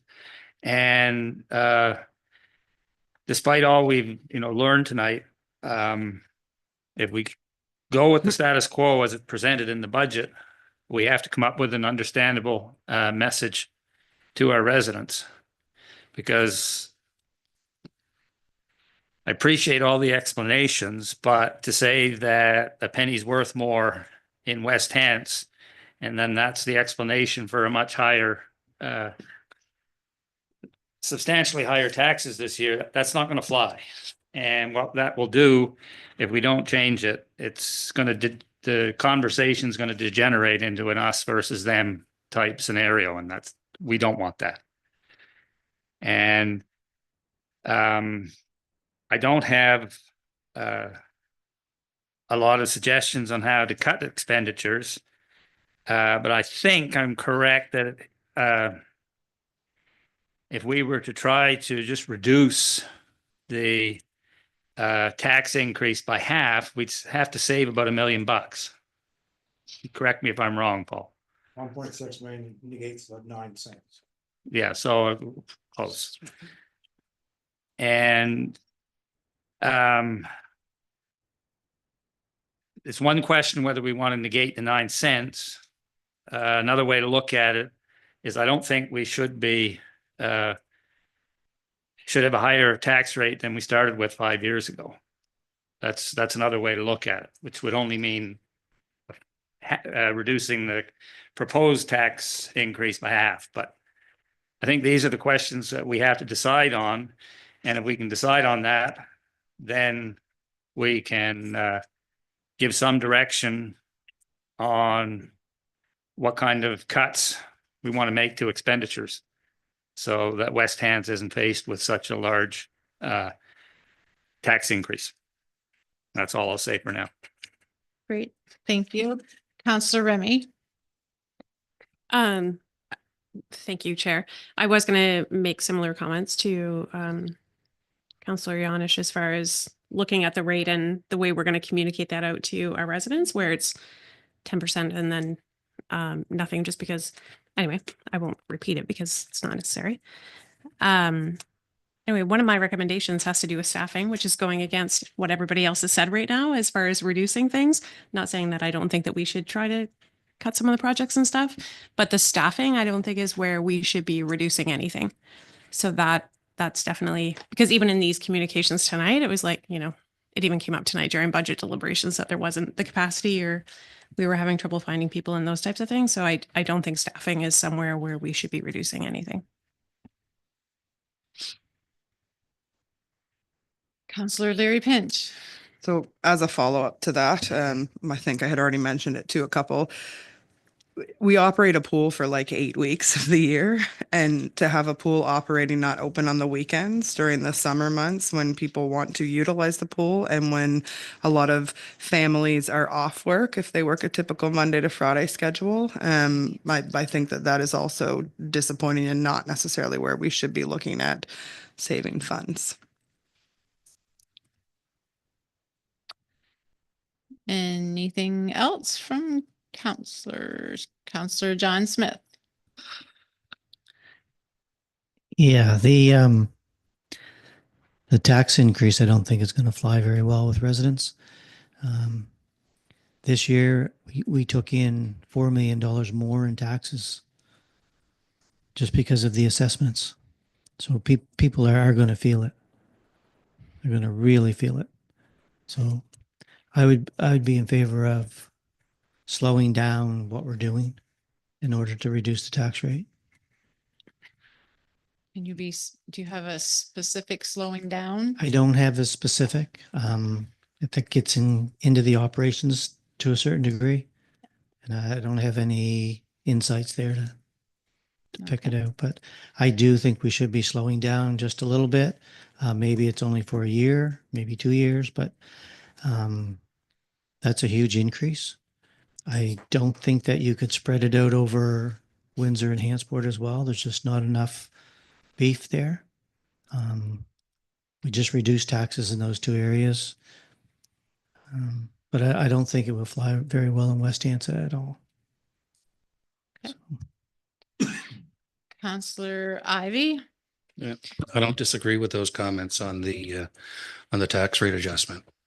Um, it does require a deeper look, I think, at some of the numbers. I think on the revenue side, to the comments shared earlier, that I think on the likes of transfer tax, maybe a few other areas, we may already be pretty close to achieving what the numbers were from the previous year coming into this one. So while we may be showing an increase of 13% coming forward in the budget, some of that's generally already kind of been hit. And I've only done that roughly by looking at the end of February numbers to see where we were, realizing there was still another 30 days to roll in. And because we're looking at this as a budget relative to a budget, which is, as I know you've all heard that story from me before.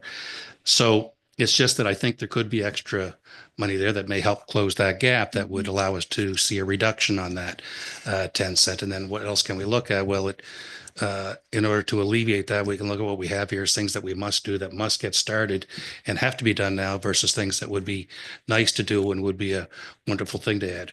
We are a growing region, that's correct, but we've seen $4 million come through in new revenues this year.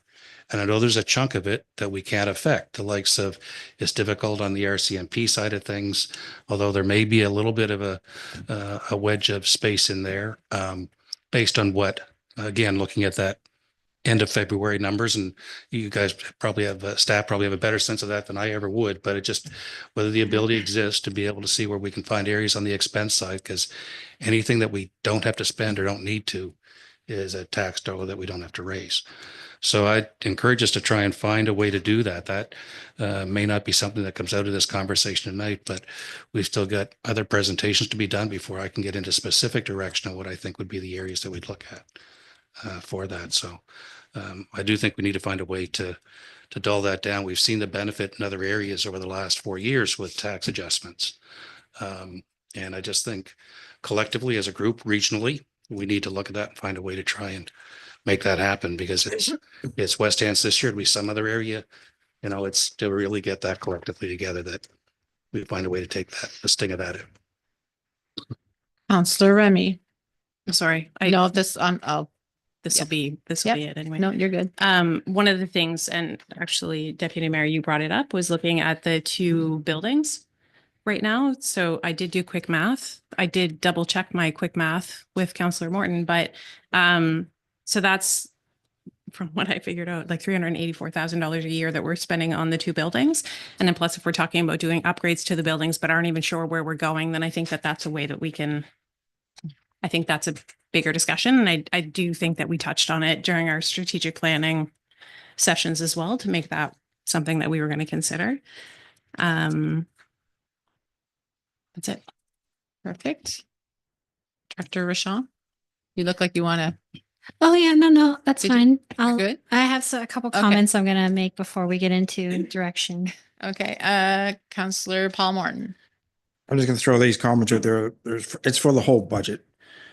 But we got a week between now and the next budget meeting. If you can bring back some stuff for me and the group, it'd be awesome. I'd like to know the legal cost per department for what's projected and what we paid last year. Consultants cost by department, what we paid this year, what we projected next year. And the total of the admin cost throughout the whole budget. Administration fee cost, because it's 10% on this, 10% on that. What's the total cost on the whole budget? That'd be awesome. You can bring that back for me. Good. Okay. Counselor Leary, or Counselor Larry Pinch, and then I'll go to Scott. Okay. Just to follow up on what Councillor Remy suggested too, because I was just about to speak about those two buildings, but we also have that third building that we just received the email about that I think we need to offload as soon as possible.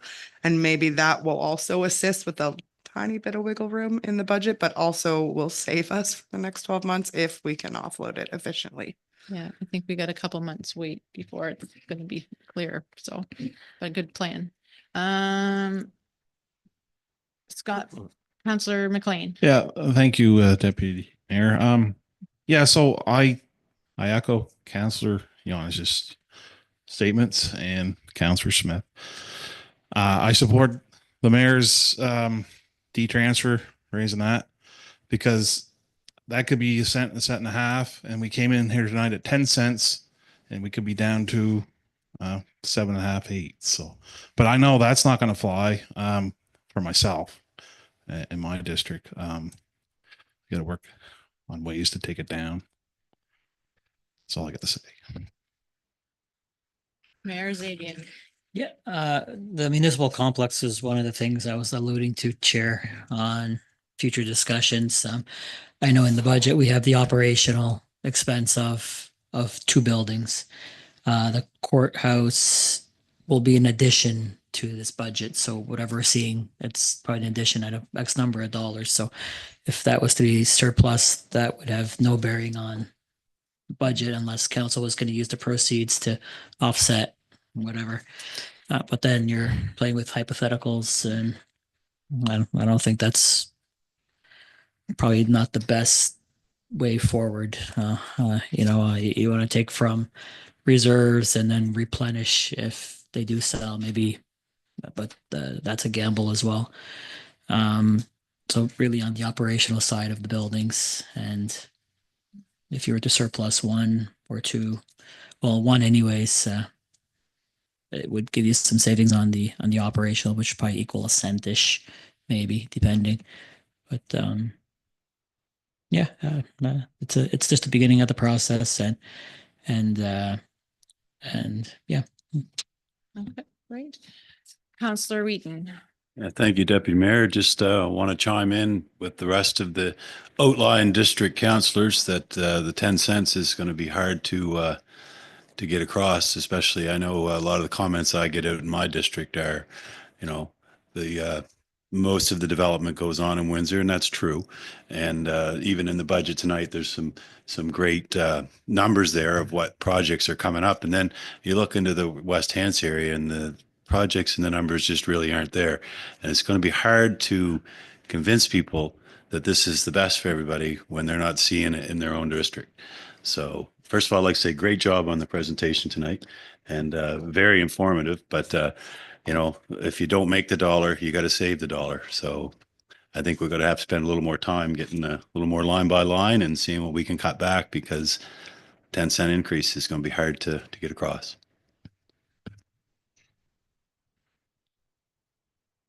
Anyone else with any comments?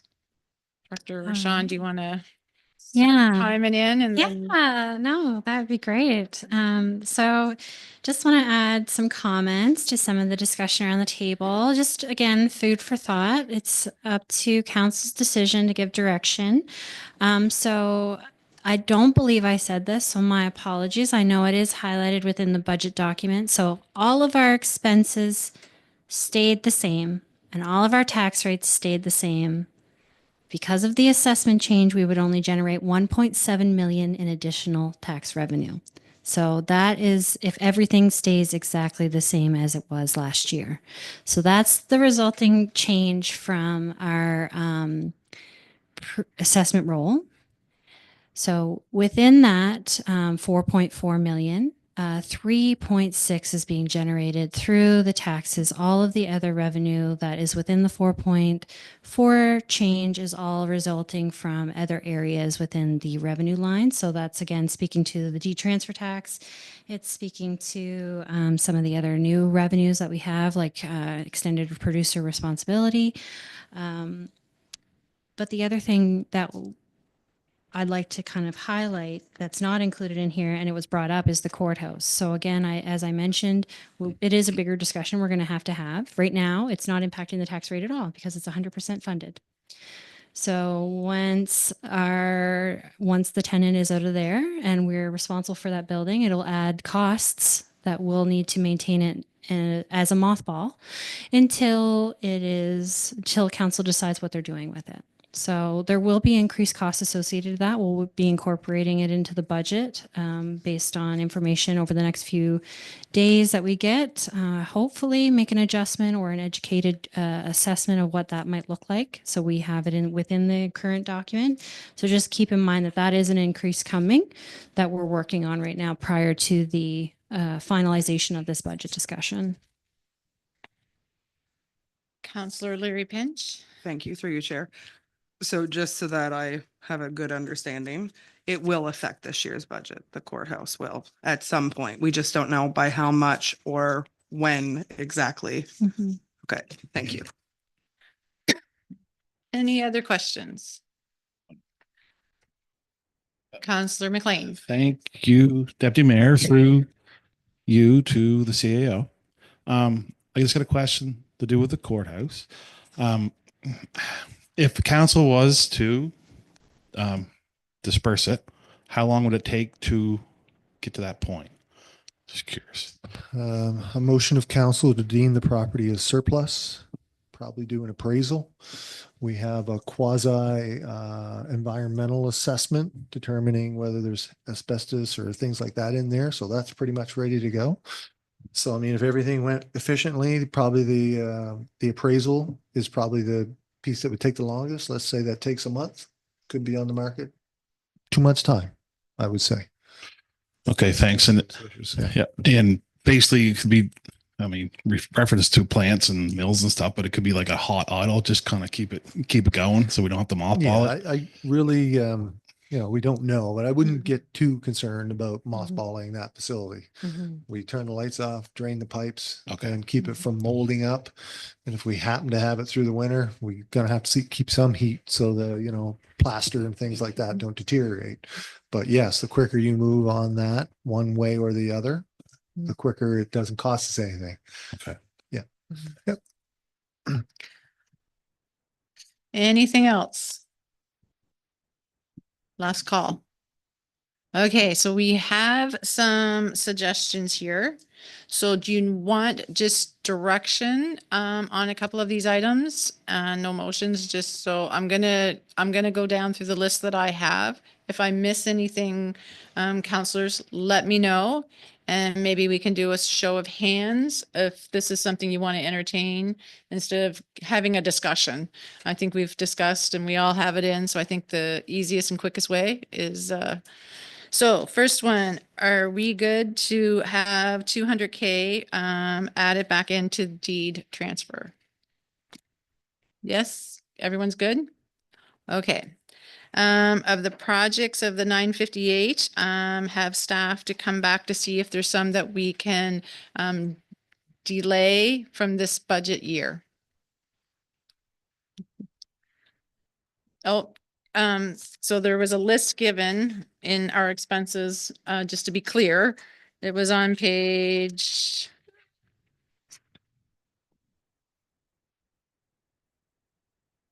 It was on page. 14? No. Any of them really. Yeah, any project, yeah, that would add an operating cost to the budget. Page 20. Is it 21? That's Yes, the new the debts. proposed new debt servicing.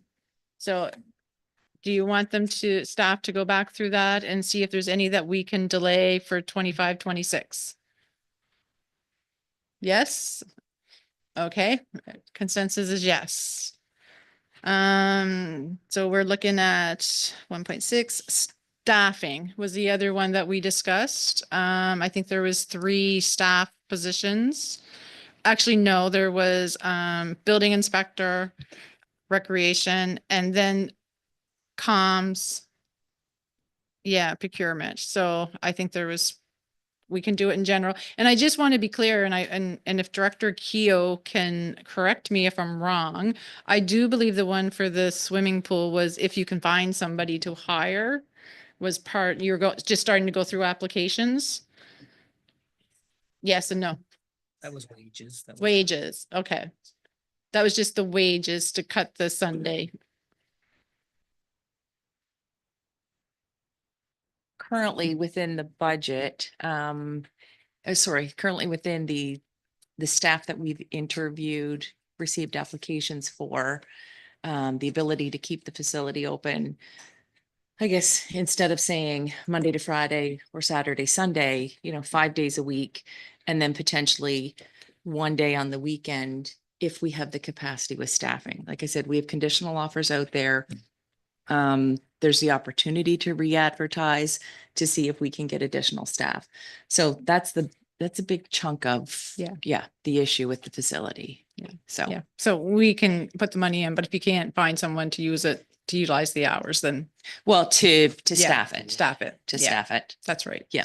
Okay, I just wanted to be clear on that. So staffing, I don't know if you guys just want to do all in, or do you want to look, like the building inspector one really, it worries me with the developments that we're having on. I don't know if you want to do it by position or just all. All in, I'll ask first. Nope, okay, so I have a one, all in.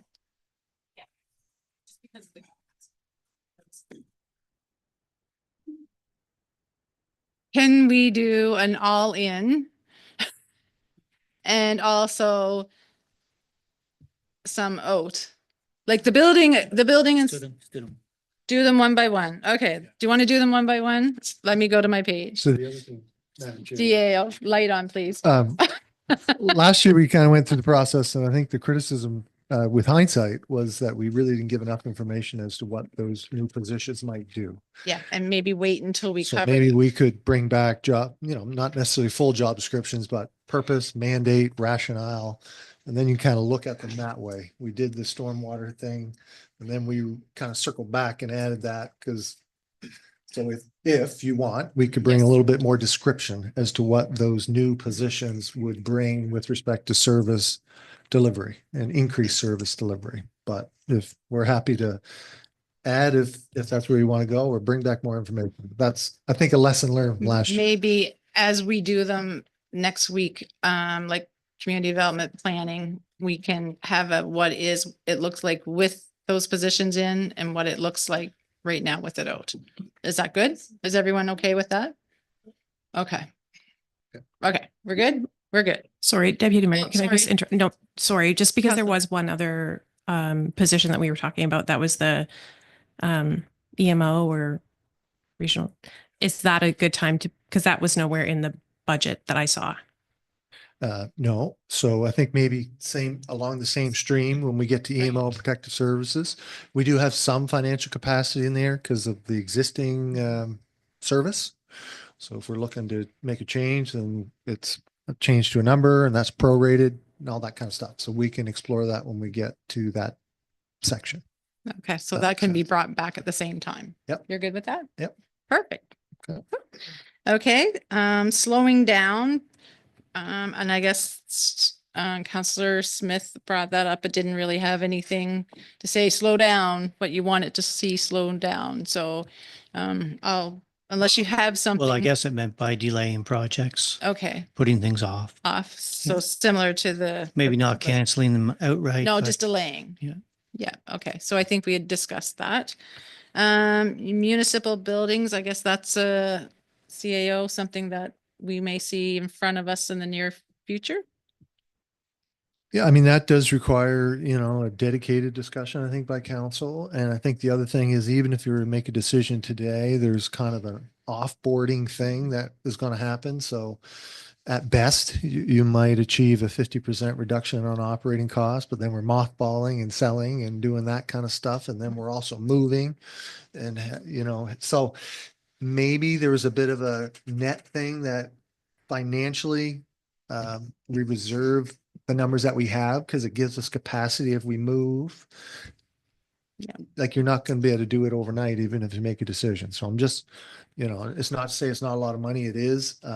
But yeah, so we can financially, as far as the budget, maybe get to a point where we say we kind of leave it as is because it gives us that capacity. But yes, we do need a decision. Mhm. It'll probably affect next year's budget more than it does this year, along with any capital upgrades that may be required, which we assume might be coming from a proceeds of sale if we sell one of the buildings. Yeah. Yeah. Okay, and just to add on that, like I saw the EV charger in there, and maybe those are the slow down. So we're not in some of the upgrades until we have. So just a thought. Are we all good on that one? Good, good, good. Did you have a question, Councillor Larry Pinch? But it's not the right time to put it in. Perfect. Counselor Ivy.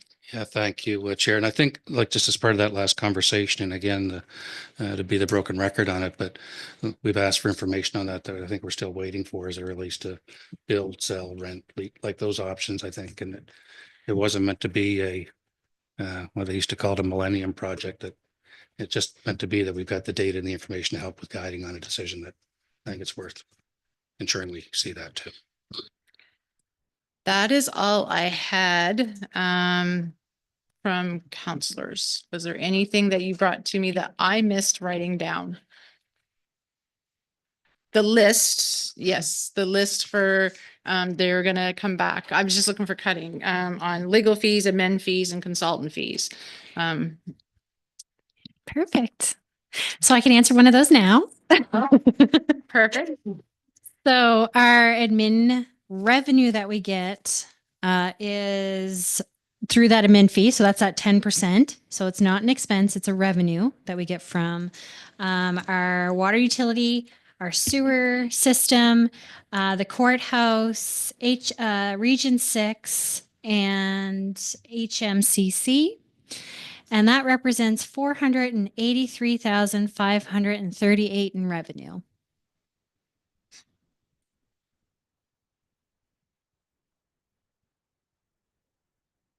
Are you So good that's with that one. Okay, And I'll work on the other ones. perfect. So last call, council. Is there anything else you would like to add or give direction or have a conversation with what we saw in front of us this evening? If not, we're all good. Please do your homework. Yep, so you have your reading material. We're going to be back here on the 12th at 5 o'clock to continue the special committee of the whole for budget discussion. But we will see you for committee of the whole on the 11th. Right? That's the date? The Tuesday? No, 13th. Monday, Tuesday, Wednesday. Yeah, sorry. Yeah. Monday. Committee of the whole Tuesday, another budget Wednesday. So anyway, rest up the rest of the week and we'll see you again. Have a good night.